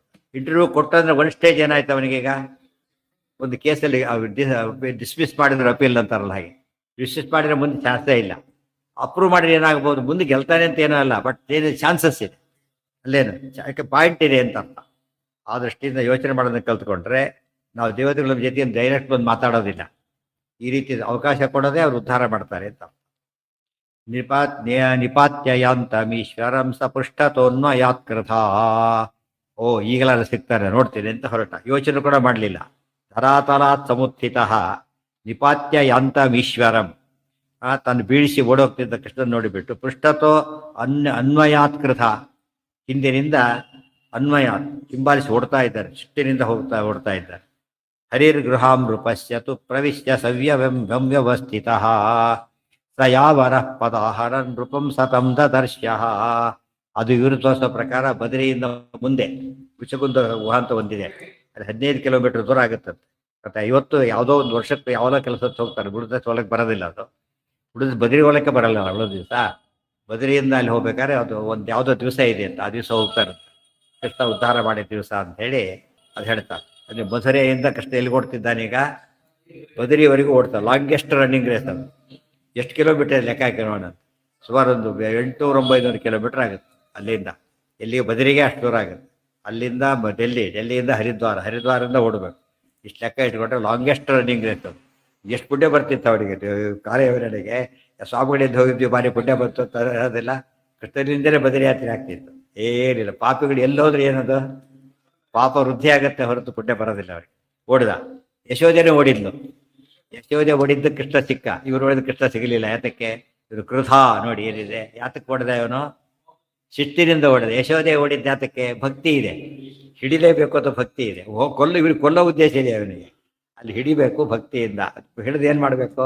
ತನ್ನ ಮಗು ಲೋಕದೃಷ್ಟಿಯೊಳಗೆ ಹಾಲು ಕುಡಿಸ್ಬೇಕು, ಇಷ್ಟೇ ಹೊರತು ಕೆಟ್ಟ ಉದ್ದೇಶ ಇಲ್ಲ. ದೇವರು ಸಿಕ್ಕ. ಇವ ಕೆಟ್ಟ ಉದ್ದೇಶ ಇತ್ತು, ದೇವರು ಸಿಗಲಿಲ್ಲ. ದುರ್ಯೋಧನಗೂ ಕೆಟ್ಟ ಉದ್ದೇಶ ಇತ್ತು, ಕೃಷ್ಣನ್ನ ಕಟ್ಲಕ್ಕೆ ಹೋದ್ರೆ ಕಟ್ಲಕ್ಕೆ ಆಗಲಿ. ಅದೇ ಕಂಪೇರ್ ಮಾಡ್ತಾ ಹೋಗ್ಬೇಕು. ಎಲ್ಲಿ ಸಿಕ್ಕಂತೆ ಮಾಡಿದ್ದಾನೋ ಸದ್ಭಕ್ತಿ ಪಾಶದಲ್ಲಿ ಕಟ್ಟುವರ ಒಬ್ಬ ಕಟ್ಟು ಬಿಡಿಸುವ. ಗೊತ್ತಾಯ್ತು? ಉಳಿದವ್ರನ್ನ ಅವ್ರು ಕೊಟ್ಟು ನಾಶ ಮಾಡ್ಬಿಡ್ತಾರೆ. ಕಟ್ಲಕ್ಕೆ ಬಂದವ್ರನ್ನೇ ಅವರೇ ಕಟ್ಕೊಳಂಗೆ ಮಾಡ್ತಾರೆ. ಇಲ್ದ ಹೋದರೆ ತಾನವ್ರನ್ನ ಕಟ್ಟಿ ಸಿಕ್ಕಂತೆ ಮಾಡಿ ಬಿಡಿಸಿಬಿಡ್ತಾನೆ. ಹರಿರ್ ಗುಹಾಂ ರೂಪಸ್ಯ, ಗುಹೆಯೊಳಗೆ ಮಲ್ಕೊಂಡಿದ್ದ, ಅಲ್ಲಿಗೆ ಹೋದ್ರು. ಅದು ಯಾವುದೋ ಇದ್ರಲ್ಲಿ ಮಲಗಿದ್ದು, ಈಗಲ್ಲ, 2-3 ದಿವಸ ಆಗಿಲ್ಲ. ಕುಂಭಕರ್ಣ ಸಾಮಾನ್ಯವಾಗಿ 6-7 ತಿಂಗಳು ಒಮ್ಮೆ ಇಡ್ತಿದ್ ನಾನು, ರಫ್ಲಿ 6-7 ತಿಂಗಳು ಯಾವರೇಜ್ ಇದ್ರೆ ಹೇಳ್ತಾ ಇದ್ದ ಅವನು. ಮತ್ತೆ ತಿಂದು ಮಲಿ ಬಿಡ್ತಾ ಇದ್ದ. ಹಾಗಲ್ಲ, ಯುಗಗಟ್ಟಲೆ ಮಲಗಿದ್ದಾನೆ. ಕೃತಯುಗದ ಕಥೆ ಅದು, ಯಾವಾಗಲೂ ಕಥೆ ನಡೆದಿತ್ತು, ಆಗ ಮಲಗಿಬಿಟ್ಟಿದ್ದ ಅವನು. ಹಾಗೆ ನೀವು ಮಲಗಿ ಅಂತ ವರ ಕೇಳಿದಾಗ, ಏನು ಕೇಳಿದಾಗ, ಜೊತೆಗೆ ಆಯುಷ್ಯನೂ ಕೇಳಿದಾಗ ಆಯ್ತು, ಆಯುಷ್ಯನೂ ಕೇಳಿದ ಆಯ್ತಾನೆ. ಎಲ್ಲ ಸೇರ್ಕೊಂಡ್ಬಿಟ್ಟಿದೆ, ಯಾರು ಮುಟ್ಟಾಗಿಲ್ಲ ಅವನನ್ನ. ಹಾಗೆ ಮಲಗಿರ್ತಿದ್ದೀನಿ ಎಷ್ಟೋ ದಿವಸ ಬೇಕಾದ್ರೆ. ಉಪಯೋಗ ಆಗಲ್ಲ, ಉಪಯೋಗ ಆಗ ಮಾಡಿದ್ರಿಂದ ಆ ಮಲಗಿದ್ದನ್ನು ತಪಸ್ ಮಾಡದೆ ಮಾಡಿಬಿಟ್ರೆ ಆತನ ತಪಸ್ಸನ್ನ. ಯಾತಕ್ಕೆ? ಪಾಪ ಒಳ್ಳೆ ಕೆಲಸ ಮಾಡಿದ್ದ, ಆದ್ದರಿಂದ ಕನ್ವರ್ಟ್ ಮಾಡಿಬಿಟ್ರು. ಅದೇ ಅನುಗ್ರಹ ಮಾಡೋದ್ರ ಕೈಲಿದೆ ಎಲ್ಲ ಕೂಡ. ಇವತ್ತು ಕೂಡ ನಿಮ್ ಬೇಕಾದವ್ರನ್ನ ಕೇಸ್ ಹಾಕೋದು ಬಂದಿದೆ ಅಂತ ತಿಳ್ಕೊಳ್ಳಿ, ಆಫೀಸರ್ ಕೈ ಫೈಲ್ ಭೂಮೆ ಮಾಡೋದಿಲ್ಲ ಅವ್ರು, ಅಲ್ಲೇ ಕೂತ್ಬಿಡುತ್ತೆ ಅದು. ಗೊತ್ತಾಯ್ತಿಲ್ಲ? ಏನು ಒಳ್ಳೆ ಕೇಸ್ ಅದು. ಪೇಪರಲ್ಲಿ ಅವರದೆಲ್ಲ ಯಾವುದೋ ಒಳ್ಳೆ ಕೇಸ್ ಏನು ಮಾಡಿದ್ರು, ಪ್ರಾಪರಾಗಿ ಅಪ್ಲೈ ಮಾಡಿಲ್ಲ, ರಿಜೆಕ್ಟೆಡ್, ಮುಗಿದೋಯ್ತು. ಪರ್ಮಿಷನ್ ತೊಗೊಂಡಿಲ್ಲ. ಗೌರ್ಮೆಂಟ್ ಕೆಲವನ್ನ ಇದು ಮಾಡ್ಬೇಕಾದ್ರೆ ಏನು ಮಾಡಬೇಕು, ಕೇಸ್ ಪರ್ಮಿಷನ್ ತೊಗೋಬೇಕು. ಅವನಿಗೆ ಸರಿ ಮಾಡಿಕೊಟ್ಟಿರ್ತಾರೆ, ಕೊಡೋದಿಲ್ಲ ಪರ್ಮಿಷನ್, ಕೇಸ್ ಹಾಕಾಗೇ ಇಲ್ಲ ಅವ್ನು. ಅರ್ಥ ಆಯ್ತಾ? ಕೆಲವು ಎಲ್ಲ ಸರಿ ಇದೆ, ಬಂದು ಕಳಿಸ್ಬೇಕು, ಪೇಪರಲ್ಲಿದೆ, ಬಿಡೋದೇ ಇಲ್ಲ, ಅಲ್ಲೇ ಇಟ್ಕೊಂಡ್ಬಿಡ್ತಾರೆ. ಕೋಟ್ಯಾಂತರ ತಿಂದಿದ್ದಾನೆ, ಫೈಲ್ ಹಾಗೇ ಇದೆ. ಇನ್ನೊಬ್ಬನು 10 ರೂಪಾಯಿ ತಿಂದಿದ್ದಾನೆ, ಫೈಲ್ ಇಮಿಡಿಯೇಟಾಗಿ ಮೂವ್ ಮಾಡಿಸ್ತಾನೆ. ಏನಾಗ್ತಾರೆ? ಸಸ್ಪೆಂಡ್ ಆಗೋಗ್ತಾರೆ. ಅದು ಕೈಲಿದೆ ಅಂತ ಆಯ್ತಲ್ಲ ಈಗ. ಅದು ಅನುಗ್ರಹ ಮಿಸ್ಯೂಸ್ ಮಾಡ್ಬೋದು, ಅನುಗ್ರಹನೂ ಮಾಡ್ಬೋದು. ಅದಕ್ಕೆ ಜಡ ಪದಾರ್ಥದಿಂದ ಕೆಲಸ ಆಗೋದಿಲ್ಲ, ವ್ಯಕ್ತಿ ಮೇಲೆ ಡಿಪೆಂಡ್ ಆಗುತ್ತೆ. ಧರಾತಲಾತ್ ಸಮುತ್ಥಿತ ನಿಪಾತ್ಯ ಯಾಂತಮೀಶ್ವರಂ ಸಪೃಷ್ಠತೋ ಅನ್ವಯಾತ್ ಕೃತ ಹರಿಗೃಹಾಂ ನೃಪಸ್ಯತು ಪ್ರವಿಶ್ಯ ಸಂವ್ಯವಸ್ಥಿತ ಯಾವ ಪದಾಹರನ್ ನೃಪಂ ಸತಂ ದರ್ಶ್ಯ. ಕೃಷ್ಣ ಹೋದ, ಅಲ್ಲಿ ನಿಂತ್ಕೊಂಡ, ಹಿಂದಿವನು ಬಂದ. ನೋಡ್ತಾರೆ, ಆಗಿದ್ದೇನಲ್ಲಿ ಮಲಗಿದ್ದಾನ ಆತ. ಇವನೇನ್ ಮಾಡಿದ, ಒಬ್ಬನು ಹೊರಗೆ ಬಂದಿದ್ದಾನೆ. ಕೃಷ್ಣ ಕಣ್ಣಿಗೆ ಕಾಣೋದಿಲ್ಲ. ದೇವರು ತದವ್ಯಕ್ತವಾಹಿ ಓಂ, ದೇವ್ರ ಸ್ವರೂಪತ ಕಣ್ಣಿಗೆ ಕಾಣೋದೇ ಇಲ್ಲ. ಅದು ಕಾಣ್ತಾ ಅನುಗ್ರಹ ಮಾಡಿದ್ರೆ ಮಾತ್ರ ಕಾಣಿಸ್ತಾನಷ್ಟೇ. ಹಾಗೆ ನಿಂತ್ಕೊಂಡೆ, ಕಾಣಲಿಲ್ಲ. ಅವನೇನು ಮಾಡ್ದ, ಒಬ್ರು ಒಳಗೆ ಬಂದ, ಒಬ್ರು ಮಲಗಿದ್ದಾನ ಮೇಲೆ ಯಾರು ಮಲಗಿರ್ಬೇಕು? ಕೃಷ್ಣರೇ ಮಲಗಿ ತಿಳ್ಕೊಂಡ. ಯುಕ್ತಿ ಅದು, ರಾಂಗ್ ಯುಕ್ತಿ ಅದು. ಅದು ನಮ್ಮ ಯುಕ್ತಿ ಎಲ್ಲಿ ಫೇಲ್ ಆಯ್ತಿದು? ಎತ್ತರ ಧೂಮ ತತ್ರ ವನ್ಯ ಯಾತಕ್ಕೆ ಸರಿ ಹೋಯ್ತು? ಧೂಮನೂ ಕಾಣುತ್ತೆ, ವನ್ಯನೂ ಕಾಣುತ್ತೆ, ಅದರಿಂದ ವ್ಯಾಪ್ತಿ ಸರಿ ಹೋಯ್ತು. ಕೃಷ್ಣ ಕಣ್ಣಿಗೆ ಕಾಣೋದಿಲ್ವಲ್ಲ, ರಾಂಗ್ ಅಪ್ಲಿಕೇಶನ್ ಇದು. ಆದ್ದರಿಂದ ಏನು ತಿಳ್ಕೊಂಡ, ಒಬ್ಬನು ಬಂದ, ಒಬ್ಬನು ಮಲಗಿದ್ದಾನೆ ಅಂದರೆ ಕೃಷ್ಣನೇ ಮಲಗಿರ್ಬೇಕು ತಿಳ್ಕೊಂಡ. ಯುಕ್ತಿ ಕೈ ಕೊಟ್ಟಿತು. ಅವನು ಎಷ್ಟು ದುಷ್ಟ ನೋಡಿ, ಅವನ ಹೊದ್ಕೊಂಡ್ಬಿಟ್ಟಿದ್ದಾನೆ, ಆರಾಮಾಗಿ ಹೊದ್ಕೊಂಡ್ಬರ್ಕೊಂಡ್ಬಿಟ್ಟಿದ್ದಾನೆ. ರೂಪ ಕಂಡ್ರು ಅಲ್ಲಿ ಗವಿ ಏನದು ಗುಹೆ ಅದು. ಅಷ್ಟೆಲ್ಲ ಎಕ್ಸಾಮ್ ಮಾಡೋಕ್ಕೆಲ್ಲ ಟೈಮೂ ಇಲ್ಲ. ಅವ್ನು ಸಿಟ್ಟು, ಅವ್ನ ಅವಸರ ಅವನಿಗೆ ಒದ್ದು ಇದು ಮಾಡ್ಬಿಡ್ಬೇಕು ಅಂತ ಹೇಳ್ಬಿಟ್ಟು. ಅಷ್ಟು ಬುದ್ಧಿ ಇದ್ರೆ ರಾಕ್ಷಸ ಯಾಕಾಗ್ತಿದ್ದ ಅವನು? ಅರ್ಥ ಆಯ್ತಾ? ಈ ಅದೆಲ್ಲ ನಾವು ಹರಿಕತೆಯಲ್ಲಿ ಹೇಳಿಸಿ ಓದಿಸಿರೋ, ಯಾರು ಹರಿಕತೆ ಮಾಡೋ ಓದಿಸಿದ? ಕೃಷ್ಣ ಓದಿಸಿಲ್ಲ. ಅದೆಲ್ಲ ಹೇಳಿಲ್ಲ ಅದನ್ನು. ಕೃಷ್ಣ ಸಂಕಲ್ಪ ಮಾಡಿದ್ರೆ ಯಾರು ಏನ್ ಬೇಕಾದ್ರೂ ತಿಳ್ಕೊತಾರೆ. ಆಯ್ತಾ? ಸಂಕಲ್ಪ ಮಾಡಿದರೆ ಎಂತ ಎಷ್ಟು ಮೋಹರು ಏನು ಮಾಡಲ್ಲ, ಇಲ್ಲ ಪ್ರತಿಯೊಂದಕ್ಕೂ ಮೋಹ ಹುಟ್ಟಿಸ್ತಾರೆ. ಭಸ್ಮಾಸುರ ತಲೆ ಕೈ ಇಟ್ಕೊಂಡ. ಕೃಷ್ಣ ತಲೆ ಕೈ ಇಟ್ಕೊಂಡು ಮೇಲಿಂದ ಎತ್ತಿ ಮ್ಯಾಗ್ನೆಟ್ ಇಟ್ಟು ಹೇಳ್ಕೊಂಡ್ಬಿಟ್ಟ ಅಂತ ಹೇಳಬೇಕಾಗಿಲ್ಲ. ಗೊತ್ತಾಯ್ತಾ? ಆ ಥರ ಮೋಹ ಕವಿಸ್ದ. ಇಲ್ಲಿ ಹಾಗೆ ನೋಡ್ದ, ಮಲಗಿದ್ದವ್ರು ಅವ್ನು ಹೇಗೆ ಮಲಗಿರ್ಬೋದು? ಮಕ್ಕಳು ಮಲಗಿರ್ಬೋದು, ಹೊತ್ಕೊಳ್ಳೇಬೇಕಾಗಿಲ್ಲ. ಅದಕ್ಕೆ ಪಕ್ಕದಲ್ಲಿ ತಿರುಗಿ ಮಲಗಿದ್ರು ಆಯ್ತು, ಮುಖ ಕಾಣಿಸ್ತಿದ್ರು ಆಯ್ತು. ಹೊತ್ಕೊಂಡಿದ್ದ ಅಂಬೋದು ಸುಮ್ಮನೆ ಹೇಳೋದು ಅಷ್ಟೇ ಹೊರತು, ಆ ಕತ್ಲಲ್ಲಿ ಮಲಗಿದ್ ನೋಡ್ದ, ಹೊಡೆದ, ಮುಗಿತ. ಅದು ಸರಿಯಾಗಿ ಕಾಣಿಸೋದಿಲ್ಲ, ಹೊಡೆದಾಯ್ತು. ಮನೆಯಲ್ಲಿ ಎಷ್ಟು ಕನ್ಫ್ಯೂಸ್ ಮಾಡ್ಕೊಂಡ್ಬಿಡ್ತಾರೆ. ಅದರಿಂದ ಅದೇನು ದೊಡ್ಡ ವಿಚಾರ ಅಲ್ಲ. ಕಷ್ಟ ಏನಾಯ್ತು, ಎಷ್ಟು ದುಷ್ಟ ನೋಡಿ. ಪದಾಹನತ್, ಎಷ್ಟು ಕೆಟ್ಟವರು. ಪದಾಹನತ್, ಇಲ್ಲಿ ಸ್ವಾರಸ್ಯ ಇದೆ. ಭೃಗುಗಳು ಕಾಲಿರೋದ್ರು, ಗೊತ್ತಾಯ್ತಾ? ಇವನು ಕಾಲಿಲ್ ಹೋದ. ಎಷ್ಟು ಡಿಫ್ರೆನ್ಸ್ ಇದೆ ಇಬ್ಬರಿಗೂ ಕೂಡ. ಅವರು ಒದ್ರು ಕೂಡ ಏನಾಗಿತ್ತು ಅವರಿಗೆ? ಒಳ್ಳೆ ಉದ್ದೇಶ ಇತ್ತು, ಅದಕ್ಕೆ ಅವ್ರು ಸುಖವಾಗಿದ್ದು ಒಳ್ಳೆ ಕೀರ್ತಿ ಬಂತು ಅವರಿಗೆ. ಇವನಿಗೆ ಅಂಧಂತವಶ್ಯ ಹೋಗ್ತಾರೆ. ಒಂದೇ ಇದರೊಳಗೆ ಎಷ್ಟು ಸ್ವಾರಸ್ಯ ಇದೆ ನೋಡ್ಬೇಕು. ಒಂದೇ ಕೆಲಸನೇ ಡಿಫ್ರೆಂಟ್ ನೋಡ್ತೇವೆ. ಯಶೋದೆ ಓಡಿದ್ಲು, ಇವನು ಓಡ್ದ. ಕೃಷ್ಣ ಸಿಕ್ಕಾಲು ಸಿಗ್ಲಿಲ್ಲ, ಕಾಲು ಓದ್ದ, ಇವನು ಕಾಲು ಓದ್ದ. ಒಳ್ಳೇದಾಯ್ತು, ಇವನು ಕೆಟ್ಟದಾಯ್ತು. ಇದೆಲ್ಲ ನೋಡ್ತಾ ಹೋದ್ರೆ ಎಲ್ಲ ಡಿಫ್ರೆನ್ಸ್ ಎಲ್ಲಿ ಬಂತೀಗ? ಭಕ್ತಿ ಇದೆ, ಭಕ್ತಿ ಇಲ್ಲ. ಅದು ದ್ವೇಷ, ಇದು ಭಕ್ತಿ. ದ್ವೇಷದಿಂದ ಮಾಡಿದ್ರೆ ಸೂಯಿಸೈಡ್ ಎಲ್ಲ ಆಯ್ತು, ಭಕ್ತಿಯಿಂದ ಮಾಡಿ ಒಳ್ಳೆಯದಾಯ್ತು. ಅದನ್ನೇ ಹೇಳೋದು, ಪತ್ರಂ ಪುಷ್ಪಂ ಫಲಂ ತೋಯಂ ಯೋ ಮೇ ಭಕ್ತ್ಯಾ ಪ್ರಯಚ್ಛತಿ ತೋರಿಸ್ತಾರ. ತದಹಂ ಭಕ್ತಿ ಉಪಹೃತಮಶ್ನಾಮಿ ಪ್ರಯತಾತ್ಮನಃ. ದುರ್ಯೋಧನ ಅಷ್ಟು ಕೊಟ್ಟರು ಕೂಡ ಏನ್ ಮಾಡ್ಲಿಲ್ಲ, ತಗೊಳ್ಳಿಲ್ಲ. ಕೊಟ್ಟು ಅವಲಕ್ಕಿ ಕೊಟ್ಟು ಇಷ್ಟು ಕೊಟ್ಬಿಟ್ಟು ತಿಂದಿದ್ದೇನೆ, ಭಾರಿ ಚೆನ್ನಾಗಿದೆ ಅಂತ. ಯಾತಕ್ಕೆ? ಅವಲಕ್ಕಿ ಚೆನ್ನಾಗಿದೆಯಲ್ಲ, ಭಕ್ತಿ ಭಾರಿ ಚೆನ್ನಾಗಿದೆ ಅಂತ ಅಷ್ಟೇ. ಇದನ್ನ ಅಭ್ಯಾಸ ಮಾಡ್ಕೊಂಡ್ರೆ ನಾವೇನು ಗೊತ್ತಾಗುತ್ತೆ ಈಗ? ಹೊರಗೆ ನಮ್ಮಲ್ಲಿ ಏನು ಇಲ್ಲದವರು ಯೋಚನೆ ಇಲ್ಲ. ಒಳ್ಳೆ ಭಕ್ತಿ ಸರಿಯಾಗಿತ್ತು ಅಂದ್ರೆ ದೊಡ್ಡ ಸಾಧನೆ ಮಾಡಕ್ ಬರುತ್ತೆ. ಇವತ್ತು ಮನುಷ್ಯ ಹೊರಗಿಂದ ಶುರು ಮಾಡ್ತಾರೆ, ಭಕ್ತಿನೇ ಕಳ್ಕೊಂಡ್ಬಿಡ್ತಾನೆ. ಭಕ್ತಿ ಇಲ್ಲದೆ ಹೋದ್ರೆ ಸಾಧನೆಗೆ ಅರ್ಥನೇ ಇಲ್ಲ. ರಥಸ್ಯ ದೃಷ್ಟಿ ಮಾತ್ರತಃ, ದುಷ್ಟ ಅಂತ ಹೇಳೋದಕ್ಕೆ ಒಂದು ಓಡಿ ಬಂದಿದ್ದು, ಇನ್ನೊಂದು ಕಾಲಿಲ್ ಒದ್ದದ್ದು. ತಕ್ಷಣ ದದರ್ಶ್ಯ, ಆ ಮುರಿ ತೆಗೆದ, ಮನೆ ಮರೆಕೊಂಡು ಮುಚಗುಂದ ರಾಜ ತೆಗೆದು ನೋಡ್ದ. ರಥಸ್ಯ ದೃಷ್ಟಿ ಮಾತ್ರತೋ ಬಹುವ ಭಸ್ಮತಾತ್ ಕ್ಷಣ. ನೋಡಿದ್ರೆ ಸಾಯ್ಬೇಕು ಅಂತಿತ್ತಲ್ಲ, ಸತ್ಯ ಹೋದ ಕಾಲಯವನ ಸತ್ತು ಹೋದ.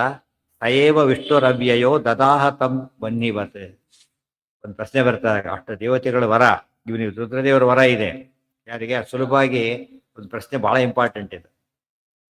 ರುದ್ರದೇವರ ವರ ಇರೋನ್ನ, ಅವಧ್ಯತ್ವ ಇರೋರನ್ನ ಅವನಿಂದ ದೊಡ್ಡವ್ರು ಕೊಲ್ಲಿ, ಸಮಸ್ಯೆ ಇಲ್ಲ. ಮುಚುಕುಂದ ರಾಜ ಅವನು ರಾಜ ಅಷ್ಟೇನೆ. ದೇವ ಋಷಿ ಪಿತೃಪ ನರಹ ಇತಿ ಮುಕ್ತಾಸ್ತು ಪಂಚಸ. ಕೆಳಗಿದ್ದಾನೆ, ಇವನಿಂದ ಹೇಗೆ ಸಾಧ್ಯವಾಯಿತು? ಇವನಿಟ್ಟು ಬೆಂಕಿ ಸಾಯ್ತಾನ ಆತ? ಸಾಯಬಾರದು. ಎಷ್ಟೇ ಆಗಿರಲಿ, ಏನೇ ಆಗಿರಲಿ, ಈಗ ದೇವರುಗಳು ವರ ಕೊಟ್ಟಿದ್ದಾರೆ ನಿಜ. ಎಷ್ಟು ವರ ಕೊಟ್ಟರು ಕೂಡ ರುದ್ರದೇವರ ಸೇರಿ ಅವ್ರು ಮಿತ್ರ ಮಾಡಿಲ್ಲ ಅವರು. ಮತ್ತೆ ಹೇಗೆ ಸತ್ತ ಅವನು? ತಕ್ಷಣ ಬರೀತಾರೆ, ಸದೃಷ್ಟಿ ಮಾತ್ರತೋ ಬಭೂವ ಭಸ್ಮ ಸಾಕ್ಷ ಸಾಯೇವ ವಿಷ್ಣು ರವ್ಯಯೋ ದದಾಹ ತಂಹಿ ವನ್ಹಿವತ್. ಕೃಷ್ಣ ತಾನೇ ಅವನು ಸುಟ್ಟಾಕಿದ. ಅವ್ರು ಮುಚ್ಚುಗಂದವಳು ನಿಂತ್ಕೊಂಡ್ಬಿಟ್ಟು ಏನ್ ಮಾಡ್ತಾನೆ ಕೃಷ್ಣ?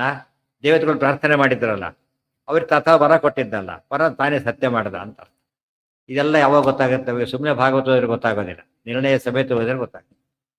ಇಂಥ ಪ್ರಶ್ನೆ ಕೇಳ್ತಾರೆ, ಕೇಳೋರೇ ಕೇಳ್ಬಿಡ್ತಾರೆ.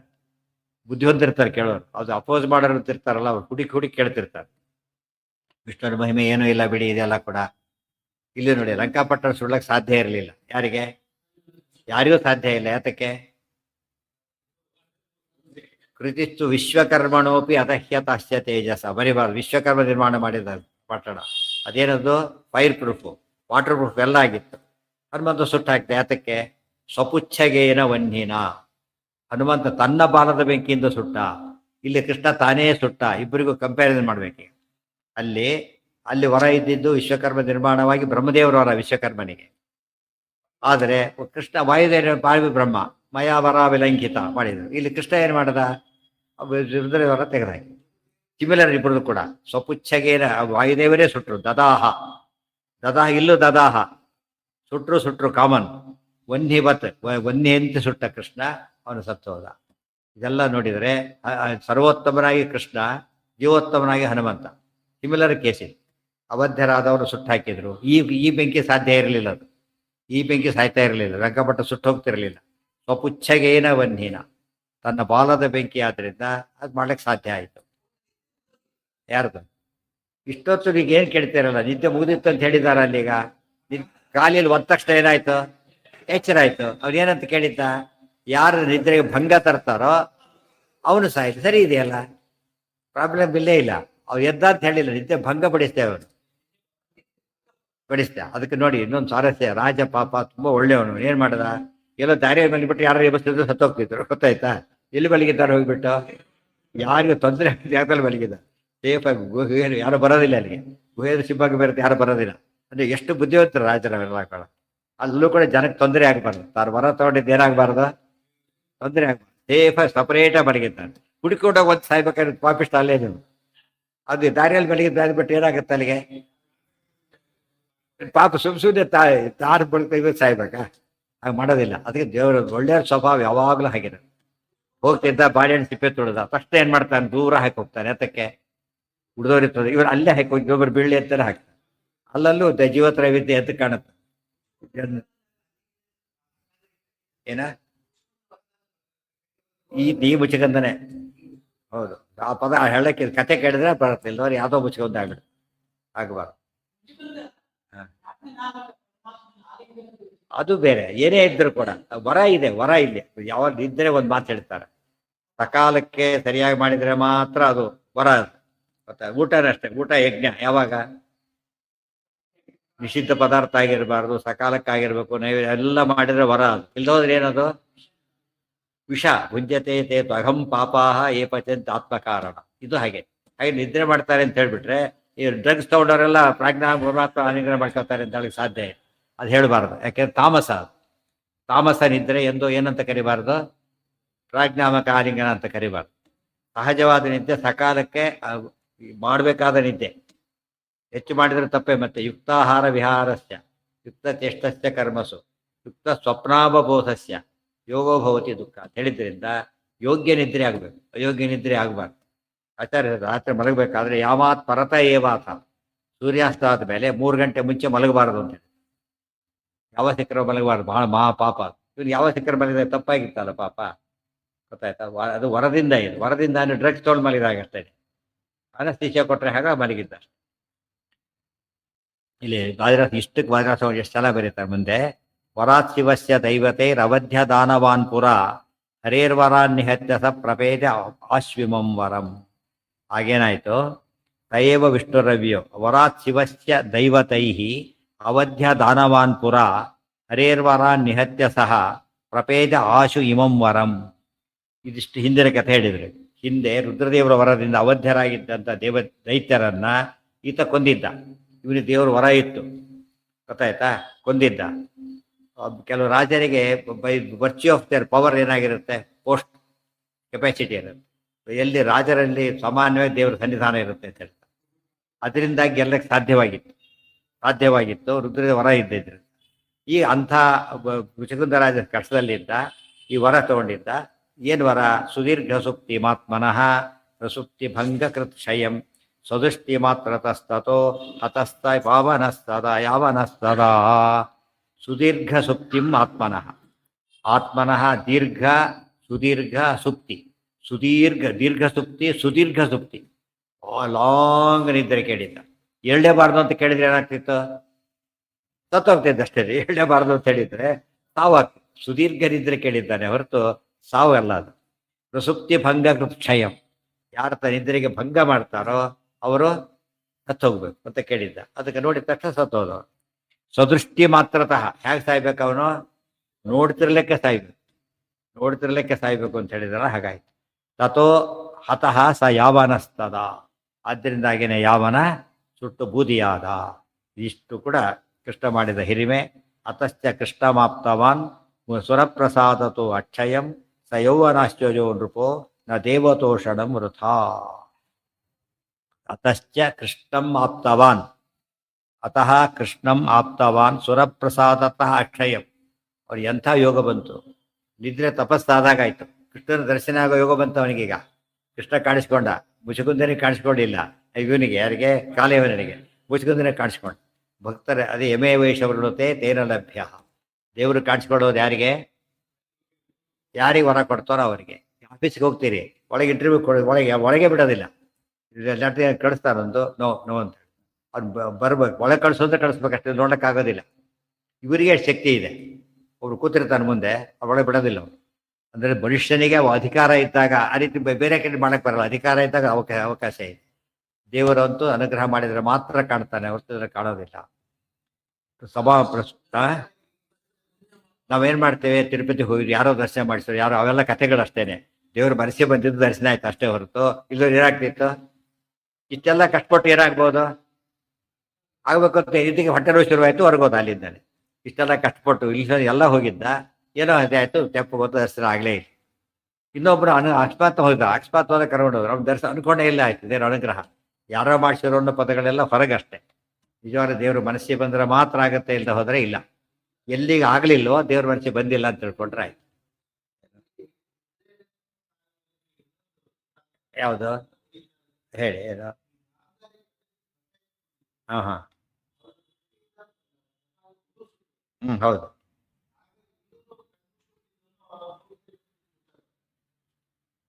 ಕರೆಕ್ಟ್. ಅಂದ್ರೆ ಅರ್ಥ ಏನಂತ ಅಲ್ಲಿ ಏನಾಯಿತು ಗೊತ್ತಾ? ಇಲ್ಲ ತಪಸ್ ಬೇಕಿಲ್ಲ. ವರನೇ ಹೇಗಿದೆ ಅವನಿಗೆ, ವರನೇ ಹಾಗೆ. ಗಾಂಧಾರಿಗೆ ಆ ವರ ಇರಲಿಲ್ಲ. ಅವಳು ಸಿಟ್ಟಿನಿಂದ ಹಾಗೆ ಮಾಡಿದ್ರು, ತಪಸ್ಸು ಉಪಯೋಗಿಸಿಲ್ದ ಅವಳು. ಇಲ್ಲಿ ತಪಸ್ಸು ಉಪಯೋಗಿಸೋ ಪ್ರಶ್ನೆ ಅಲ್ಲ, ಅಲ್ಲಿ ವರ ಕೊಟ್ಬಿಟ್ಟಿದ್ದಾರೆ ಆಗ್ಲೇ. ಯಾರು ಎಬ್ಬಿಸ್ತಾ? ಉದಾಹರಣೆಗೆ ಕರೆಂಟ್ ಆನ್ ಮಾಡಿ ಹೋಗಿದ್ದಾರೆ, ಗೊತ್ತಾಯ್ತಾ? ಮುಟ್ಟಿ ಶಾಕ್ ಹೊಡೆದೇ ಹೊಡಿಯುತ್ತಾರೆ. ಈಗ ಹೇಗೆ ಮಾಡಿದ್ದಾರೆ ಅವರಿಗೆ ಅಂತ ಕೇಳಿದ್ರೆ ಅಲ್ಲೇನು ಮತ್ತೆ ಕೊಡಬೇಕಾಗಿಲ್ಲ. ಕರೆಂಟ್ ಇದೆ ಅಂದಮೇಲೆ ಲೈವ್ ವೈರ್ ಏನರ್ಥ? ಅದು ಎಕ್ಸ್ಪೋಸ್ ಆಗಿದೆ ಅಂದ್ರೆ ವೈರ್ ಫಾರ್ಮೇಶನ್ ಇರೋದೇ ಹಾಗೆ. ಸೊ ವರ ಕೊಟ್ಟಿದ್ದೆ ಹಾಗೆ ಅವರ. ಆದ್ರಿಂದ ಅದು ಹೇಳಿದ್ದ ಅವನು, ನಾನು ನೋಡಿದ ತಕ್ಷಣ ಸಾಯ್ಬೇಕು ಅಂತ ಕೇಳಿದ್ದ. ಆ ವರ ಮೊದಲೇ ಬಂದು ಹೋಗ್ಬಿಟ್ಟಿದ್ದ. ಗಾಂಧಾರಿ ಕೇಳಿಲ್ಲ, ನೋಡಿದವರು ಸುಟ್ಟೋಗ್ಲಿ ಅಂತ ಕೇಳಿಲ್ಲ ಗಾಂಧಾರಿ. ಅದರಿಂದ ಅಪ್ಲಿಕಬಲ್ ಅಲ್ಲ. ತಪಸ್ಸನ್ನು ಉಪಯೋಗಿಸಿಲ್ದು, ತಪಸ್ಸು ಕಳ್ಕೊಂಡ್ಲು ಅಷ್ಟೇ. ಆದರೂ ಇನ್ನೂ ಭಾರಿ ಉಳ್ಕೊಂಡಿತ್ತು. ಅದು ಕೃಷ್ಣ ಅಂತ ತೋರಿಸ್ಬಿಟ್ಟು ಕೃಷ್ಣಗೆ ಶಾಪ ಕೊಡೋ ಮೂಲಕ ಕಳ್ಕೊಂಡು ಅಲ್ಲಿವರೆಗೂ ಆಕೆ ಅಪಾಯ ಇತ್ತು. ನೋಡೋಕೆ ಲುಕ್ಸ್ ಜಸ್ಟ್ ಸಿಮಿಲರ್ ಅಷ್ಟೇ, ಬಟ್ ಟೋಟಲಿ ಅಲ್ಲ, ತುಂಬ ವ್ಯತ್ಯಾಸ ಇದೆ. ಆದ್ದರಿಂದ ಯಾರು ಪುಣ್ಯವಾಪ್ತವ ಕೃಷ್ಣ ಎರಡು ಸರಿ. ಪುಣ್ಯ ಬಂತವನಿಗೆ ಒಂದು ಅರ್ಥ, ಕೃಷ್ಣ ಕಂಡ ಇನ್ನೊಂದು ಅರ್ಥ, ಪಾಠಾಂತರ ಅಷ್ಟೇ.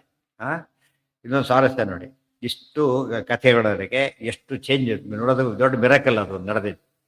ಆಯ್ತಾ? ತೀರ್ಮಾನ ಮಾಡ್ತಾರೆ, ನ ದೇವತೋಷಣಂ ವೃಥ. ಇಷ್ಟೆಲ್ಲ ಯಾತಕ್ಕಾಯ್ತು ಅವನಿಗೆ? ವರ್ಸ್ಟ್ ಕೇಸ್ ಆತೊಂದು, ವರ್ಸ್ಟ್ ಕೇಸೇ. ಅಂಥದ್ರ ಬೆಸ್ಟ್ ಕೇಸ್ ಮಾಡಿಬಿಟ್ಟ ಕೃಷ್ಣ. ಯಾತಕ್ಕೆ? ನ ದೇವತೋಷಣಂ ವೃಥ. ಯಾರು ದೇವರ ಆರಾಧನೆ ಮಾಡ್ತಾರೋ ಎಂದು ವ್ಯರ್ಥ ಆಗೋದಿಲ್ಲ. ಆಮೇಲೆ ಮರ್ತರು ಅವ್ರು ಬಿಡೋದಿಲ್ಲ, ಗೊತ್ತಾಯ್ತಿಲ್ಲ. ನೀವು ಅರಿಯಸ್ ಬರ್ತದೆ, ಹುಡುಕೊಂದು ಕೊಟ್ಟೋಗ್ತಾನೆ ಕೆಲವು ಸಲ, ಗೊತ್ತಾಯ್ತಾ ನಿಮಗೆ? ಬೈದು ಕೊಟ್ಟೋಗ್ತಾರೆ, ಎಲ್ಲಿ ಹೋಗಿರ್ತೀರಿ, ಯಾವಾಗ ಸಿಕ್ಕರು ಮೊದಲು ತಗೊಂಡು ನಮಗೆ ಭಾರ ಆಗ್ಬಿಟ್ಟಿದೆ ನಮಗಿದ್ರೆ, ನಮಗೆ ಕ್ಲೋಸ್ ಮಾಡಬೇಕಾಗಿದೆ, ಪಂಜಿತಿ ಆಗ್ಬಿಟ್ಟಿದೆ ಅಂತ ಹೇಳ್ತಾರೆ. ದಿವಸ ಅಲ್ಲಿ ಇಡೋದು ಮತ್ತೆ ಗ್ಲಾಸ್ ಮಾಡೋದು ಅದೇ ಆಗ್ತಿರುತ್ತೆ, ತೊಗೊಂಡೋಗ್ಬಿಡಿ ಸದ್ಯ ಅಂತ. ಅಷ್ಟರ ಮಟ್ಟಿಗೆ ಅರ್ಥ ಆಯ್ತಾ? ಅದರಿಂದ ನಾವು ಮಾಡಿದ ಪುಣ್ಯ ಹುಡುಕೊಂಡು ಬರುತ್ತಂತೆ, ಮಾಡಿದ ಪಾಪರು ಹುಡುಕೊಂಡೇ ಬರುತ್ತೆ. ಪುಣ್ಯರು ಹುಡ್ಕೊ ಬರುತ್ತೆ, ಪಾಪ ಹುಡ್ಕೊಂಡು ಬರುತ್ತೆ. ಆ ಮಾತನ್ನು ಹೇಳ್ತಾರೆ, ಯಥಾ ಧೇನು ಸಹಸ್ರೇಶು ವತ್ಸೋ ವಿಂದತಿ ಮಾತರಂ ತಥಾ ಪೂರ್ವಕೃತಂ ಕರ್ಮ ಕರ್ತಾರ ಮನುಗಚ್ಚತಿ. ಮಹಾಭಾರತ ಶ್ಲೋಕ. ಸಾವಿರಾರು ಗೋವುಗಳಿರ್ತಾರೆ, ಸಾವಿರಾರು ಗೋವುಗಳು. ಒಂದು ಕರು ಇದೆ, ಒಳಗೆ ಬಿಟ್ಟು ಸೀದಾ ತಾಯಿ ಹತ್ರ ಹೋಗುತ್ತೆ ಅಂತ ಹೇಳ್ತಾರೆ. ನಮಗೆ ಗೊತ್ತಾಗಲ್ಲ ತಾಯಿ ಅಂತ ಹೇಳಿ ಕರು ಹುಡ್ಕೊಂಡು ಹೋಗುತ್ತೆ. ಅದು ಬುದ್ಧಿ ಇಲ್ಲ, ಆ್ಯಕ್ಚುಲಿ ಮನುಷ್ಯನ ಬುದ್ಧಿ ಇದೆ, ಇವನಿಗೆ ಗೊತ್ತಾಗೋದಿಲ್ಲ, ಅದು ಗೊತ್ತಾಗಲ್ಲ. ಅದೇ ರೀತಿ ಮಾಡಿದ ಕರ್ಮ ಏನು ಮಾಡುತ್ತಂತೆ, ಪುಣ್ಯನೋ ಪಾಪನೋ ಹುಡುಕೊಂಡು ಬಂದು ಬಿಡುತ್ತೆ ಅಂತ ಹೇಳಿ ಅವನಿಗೆ ಕರೆಕ್ಟಾಗಿ. ನೂರಾದಲ್ಲಿ ಲೆಟರ್ ಕೊಡೋದಿಲ್ಲ, ಯಾವ ಅಡ್ರೆಸ್ ಅವನಿಗೆ ಲೆಟರ್ ಹಾಕಿ ಕೊಡ್ತಾರೋ ಹಾಗೆ ಏನು ಕೆಟ್ಟದಾಗಬೇಕಿರುತ್ತೆ ಅವನಿಗೆ ಆಗುತ್ತೆ, ಏನು ಒಳ್ಳೇದಾಗಬೇಕಾಗಿರುತ್ತೆ ಅವನಿಗೆ ಆಗುತ್ತೆ, ಹುಡುದವ್ರಿಗೆ ಆಗೋದಿಲ್ಲ. ಆ ರೀತಿ ಮಾಡ್ತಾರೆ. ಇದು ದೃಷ್ಟಾಂತ. ಹಾಂ ಹಾಂ ಹಾಂ ಅದು ಅಲ್ಲ, ದೇವ್ರು ಮಾಡ್ತಾನೆ, ದೇವ್ರು ಯೋಗ ಮಾಡ್ತಾನೆ, ಅದಕ್ಕಾಗಲೇ ಬರೋದಿಲ್ಲ. ಜಡ ಪದಾರ್ಥಗಳಿಗೆಲ್ಲ ಮೆಚ್ಯೂರ್ ಆಗುತ್ತೆ ಅಷ್ಟೇ, ಪಾಲಿಸಿ ಮೆಚ್ಯೂರ್ ಆಗುತ್ತೆ, ದುಡ್ಡು ನಿಮಗೆ ಬರೋದಿಲ್ಲ. ಹೋಗಿ ಅದು ಅಪ್ಲೈ ಮಾಡಿ ಪ್ರೊಸೀಜರ್ ಒಂದಿದೆ, ತಗೊಳಕ್ ಅಷ್ಟೇ. ಗೊತ್ತೇ ಬಿದ್ದಿರುತ್ತೆ ಅದು, ಯಾವ ಕರ್ಮ ಯಾವ ರೈಪ್ ಆಗುತ್ತೆ ಅದೆಲ್ಲ ದೇವರಿಗೆ ಗೊತ್ತು. ಮಾವಿನ ಹಣ್ಣು ಹಾಕಿರ್ತೀವಲ್ಲ, ಎಲ್ಲ ಹಣ್ಣಾಗಿರೋದಿಲ್ಲ, ನಾವು ಆರು ತಗೋತೀವಿ, ಯಾವ್ದು ತಗೋಬೇಕು. ಮಕ್ಕಳಿಗೆ ಗೊತ್ತಾಗೋದು ಏನು ಮಾಡಿಬಿಡ್ತಾರೆ, ಕಾಯಿ ತಗೊಂಡು ಉಳಿಯೋದು ಬಿಸಾಕ್ಬಿಡ್ತಾರೆ. ಇವ್ರು ಆರಿಸ್ಕೊಡ್ತಾರೆ, ಇದು ಚೆನ್ನಾಗಿದೆ ತಿನ್ನು ಅಂತ. ಯಾರಿಗೆ ಗೊತ್ತಾಗುತ್ತೆ, ಸ್ವಲ್ಪ ದೊಡ್ಡವ್ರಿಗೆ ಗೊತ್ತಾಗುತ್ತೆ. ದೇವತೆಗಳಿಗೆ ಗೊತ್ತು ಯಾವುದು ಮೆಚ್ಯೂರ್ ಆಗಿದೆ ಪಾಪ ಕರ್ಮ, ಅದು ಪುಣ್ಯನೋ ಪಾಪನೋ ಆ ಕರ್ಮ ಕೊಡ್ತಾರೆ. ಕೆಲವು ಪುಣ್ಯ ನಮಗೆ ಸತ್ಯ ಸಿಗೋದಿಲ್ಲ, ಯಾಕೆಂದ್ರೆ ಇನ್ನು ಮೆಚ್ಯೂರ್ ಆಗಿಲ್ಲ. ಅದು ಬಂದ ತಕ್ಷಣ ನಮಗೆ ಇದು ಸಡನ್ನ ಚೇಂಜ್ ಆಗ್ಬಿಡುತ್ತೆ, ಯಾಕೆಂದ್ರೆ ಗೊತ್ತೇ ಆಗುತ್ತೆ. ಅದು ಎಲ್ಲಿ ಸ್ಟೋರ್ ಎಲ್ಲಿ ಆಗಬೇಕು ಅಂದ್ರೆ ನಮ್ಮ ಈ ದುಡ್ಡು ನಮ್ಮಲ್ಲೇ ಇರಬೇಕು ಅಂತಿಲ್ಲ, ಅಕೌಂಟ್ನಲ್ಲಿ ಇದ್ರೆ ಸಾಕು. ನಮ್ಮ ಜೇಬಲ್ಲೂ ಇಲ್ಲ, ಮನೆಯಲ್ಲೂ ಇಲ್ಲ, ಬ್ಯಾಂಕಲ್ಲಿದೆ. ಒಂದು ಕರ್ಮದ ವ್ಯವಸ್ಥೆ ಇದೆ ಒಂದು ಕಡೆಗೆ, ಅಲ್ಲಿ ಡಂಪ್ ಆಗಿದೆ. ಕೆಲವು ಕರ್ಮ ಇಲ್ಲೇ ಇರ್ಬೋದು, ದುಡ್ಡು ಪಾಕೆಟ್ ಮನಿ ಇದ್ದಾಗ ಸ್ವಲ್ಪ ಹತ್ರ ಇರ್ಬೋದು, ದುಡ್ಡು ಇಲ್ಲ ಅಂತಲ್ಲ. ಬಟ್ ಲಾಟ್ ಇದ್ದಾಗ ಏನಾಗುತ್ತೆ, ಅದು ಒಂದು ಕಡೆ ಇದಾಗ್ಬಿಡುತ್ತೆ, ರೆಜಿಸ್ಟರ್ ಆಗಿ ಕೂತಿರುತ್ತೆ ಅಷ್ಟೇ. ಕೆಲವು ಜೊತೆಗೆ ಇರ್ಬೋದು, ಕೆಲವು ಬೇರೆ ಕಡೆ ಅವ್ರು ಸ್ವಲ್ಪ ಬಿದ್ದಿರ್ಬೋದು. ನಮ್ಮ ಇದ್ದಿದ್ದ ಹಾಗೆ ಬ್ಯಾಂಕ್ ಕಾನ್ಸೆಪ್ಟ್ ಇದ್ದ ಹಾಗೆ. ಯಾವ ರಾತ್ರಿ ಮಧ್ಯರಾತ್ರಿ ಹೋಗ್ತೀರಾ ಮತ್ತೆ? ಹೌದು, ಆ ಟೈಮ್ನಲ್ಲಿ ತಗೋಬೋದು, ಬೇರೆ ಹೊತ್ತ ಬರೋದು. ಪುಣ್ಯನ ಕೆಲವು ಕೊಡ್ತಾರಲ್ಲ, ಪುಣ್ಯನ ಎಲ್ಲ ಕೆಲವು ಗೊತ್ತಾರೆ ನಮಗೆ ಇಂಥ ಪುಣ್ಯ ಇದೆ ಅಂತೇಳಿ, ಇನ್ನೂರಿಗೆ ಕೊಡ್ತಾರೆ ಪುಣ್ಯನ, ಕೊಡ್ಲಕ್ಕೆ ಬರುತ್ತೆ ಅವ್ರಿಗೆ. ಆ ಪ್ರೊಸೀಜರ್ ಇದೆ. ದುಡ್ಡು ತಗೋ ಅಂತ ಹೇಳಿದ್ರೆ ಕೊಡೋದಿಲ್ಲ, ಫೋನ್ ಮಾಡಿ ದುಡ್ಡು ಕೊಡೋದಿಲ್ಲ, ಚೆಕ್ ಫಾರ್ಮೇಟ್ ಇದೆ, ಆ ಪ್ರಕಾರ ಕೊಡಬೇಕು. ಅದಿಲ್ಲ ಅಂದರೆ ಐ ಆಮ್ ಸಾರಿ, ಮಧ್ಯರಾತ್ರಿ ಬಂದಿದ್ದಾನೆ, ಚೆಕ್ ಬುಕ್ ಬೇರೆ ಇಲ್ಲ, ಕೊಡ್ಲಕ್ಕೆ ಬರೋದಿಲ್ಲ. ಐ ಆಮ್ ಸಾರಿ, ದುಡ್ಡಿದೆ ಅವನ ಹತ್ರ ಪಾಪ, ಬ್ಯಾಂಕಿನಿಂದ ಕೊಡಕ್ಕೆ ಬರೋದಿಲ್ಲ, ನಾನೀಗ ಚೆಕ್ ಲೀಫ್ ಇಲ್ಲ, ಕೊಡಕ್ಕೆ ಬರೋದಿಲ್ಲ, ಅದು ಬೇರೆ ಕಷ್ಟ. ಏನು ಯಾರು ಬೇಕಾದ್ರೆ ಇಷ್ಟ ಹೇಳಿದ್ರೆ ಅದೇ ಕತೆ ತಾನೇ. ಈಗ ದುಡ್ಡು ಕೊಡ್ಲಿಕ್ಕೆ ಬರೋದಿಲ್ಲ, ಯಾವಾಗ ಬೇಕಾದ್ರೆ ಪುಣ್ಯ ಕೊಡ್ಲಿಕ್ಕೆ ಬರುತ್ತೆ ನಿಮಗೆ. ಈಗ ಊರಲ್ಲಿಲ್ಲ, ಎಲ್ಲೋ ಹೋಗಿದ್ದಾರೆ, ಕೊಡ್ತಾನೆ, ಸದ್ಯ ಇಲ್ಲ, ಏನೇನೋ ಕಾರಣಗಳು. ಕೊಡ್ಬೇಕಾದ್ರೆ ಕೂಡಿತೋ ಹೇಗೋ ಕೊಡಿಸ್ತಾ ಇದ್ದೇವೆ ನಮ್ಮ. ಅದಕ್ಕೆ ಬಹುಚಿತ್ರ ಜಗತ್ ಬಹುಧಾ ಕಾರಣಾತ್ ಪರಶಕ್ತಿ ಅನಂತ ಗುಣ ಪರಮಃ. ದೇವರ ವ್ಯವಸ್ಥೆ ತೀರಾ ಆಶ್ಚರ್ಯಕರ, ಅರ್ಥ ಆಗೋದಿಲ್ಲ. ಅದು ನಮ್ದು ಅಷ್ಟೇ ಅರ್ಥ ಮಾಡ್ಕೊಂಡ್ರೆ ಗೊತ್ತಾಗುತ್ತೆ ಅಂತೇಳಿ, ಎಲ್ಲರೂ ಅರ್ಥ ಮಾಡ್ಕೊಂಡು ಹೋಗ್ಬೇಕಾಗಿಲ್ಲ. ನಮ್ಮ ಜೀವನದಲ್ಲಿ ಸ್ವಲ್ಪ ಅನಲೈಸ್ ಮಾಡ್ತವ್ರು ಏನು ಗೊತ್ತಾಗುತ್ತೆ, ಎಷ್ಟೆಷ್ಟು ಆಶ್ಚರ್ಯ, ನಮಗೆ ಆಶ್ಚರ್ಯ ಅನಿಸ್ತದೆ, ಇದು ಹೇಗಾಯ್ತು ಇದು ಅಂತ. ಗೊತ್ತಾಯ್ತಾ? ದೇವರ ಅನುಗ್ರಹ ಅಷ್ಟೆ. ಅದಿಲ್ಲ, ಅದು ತುಂಬ ಅರ್ಥ ಹೇಳ್ತಾರೆ ವಾದಿರಾಜ ಸ್ವಾಮಿಗಳು, ನಾಳೆ ನೋಡೋಣ.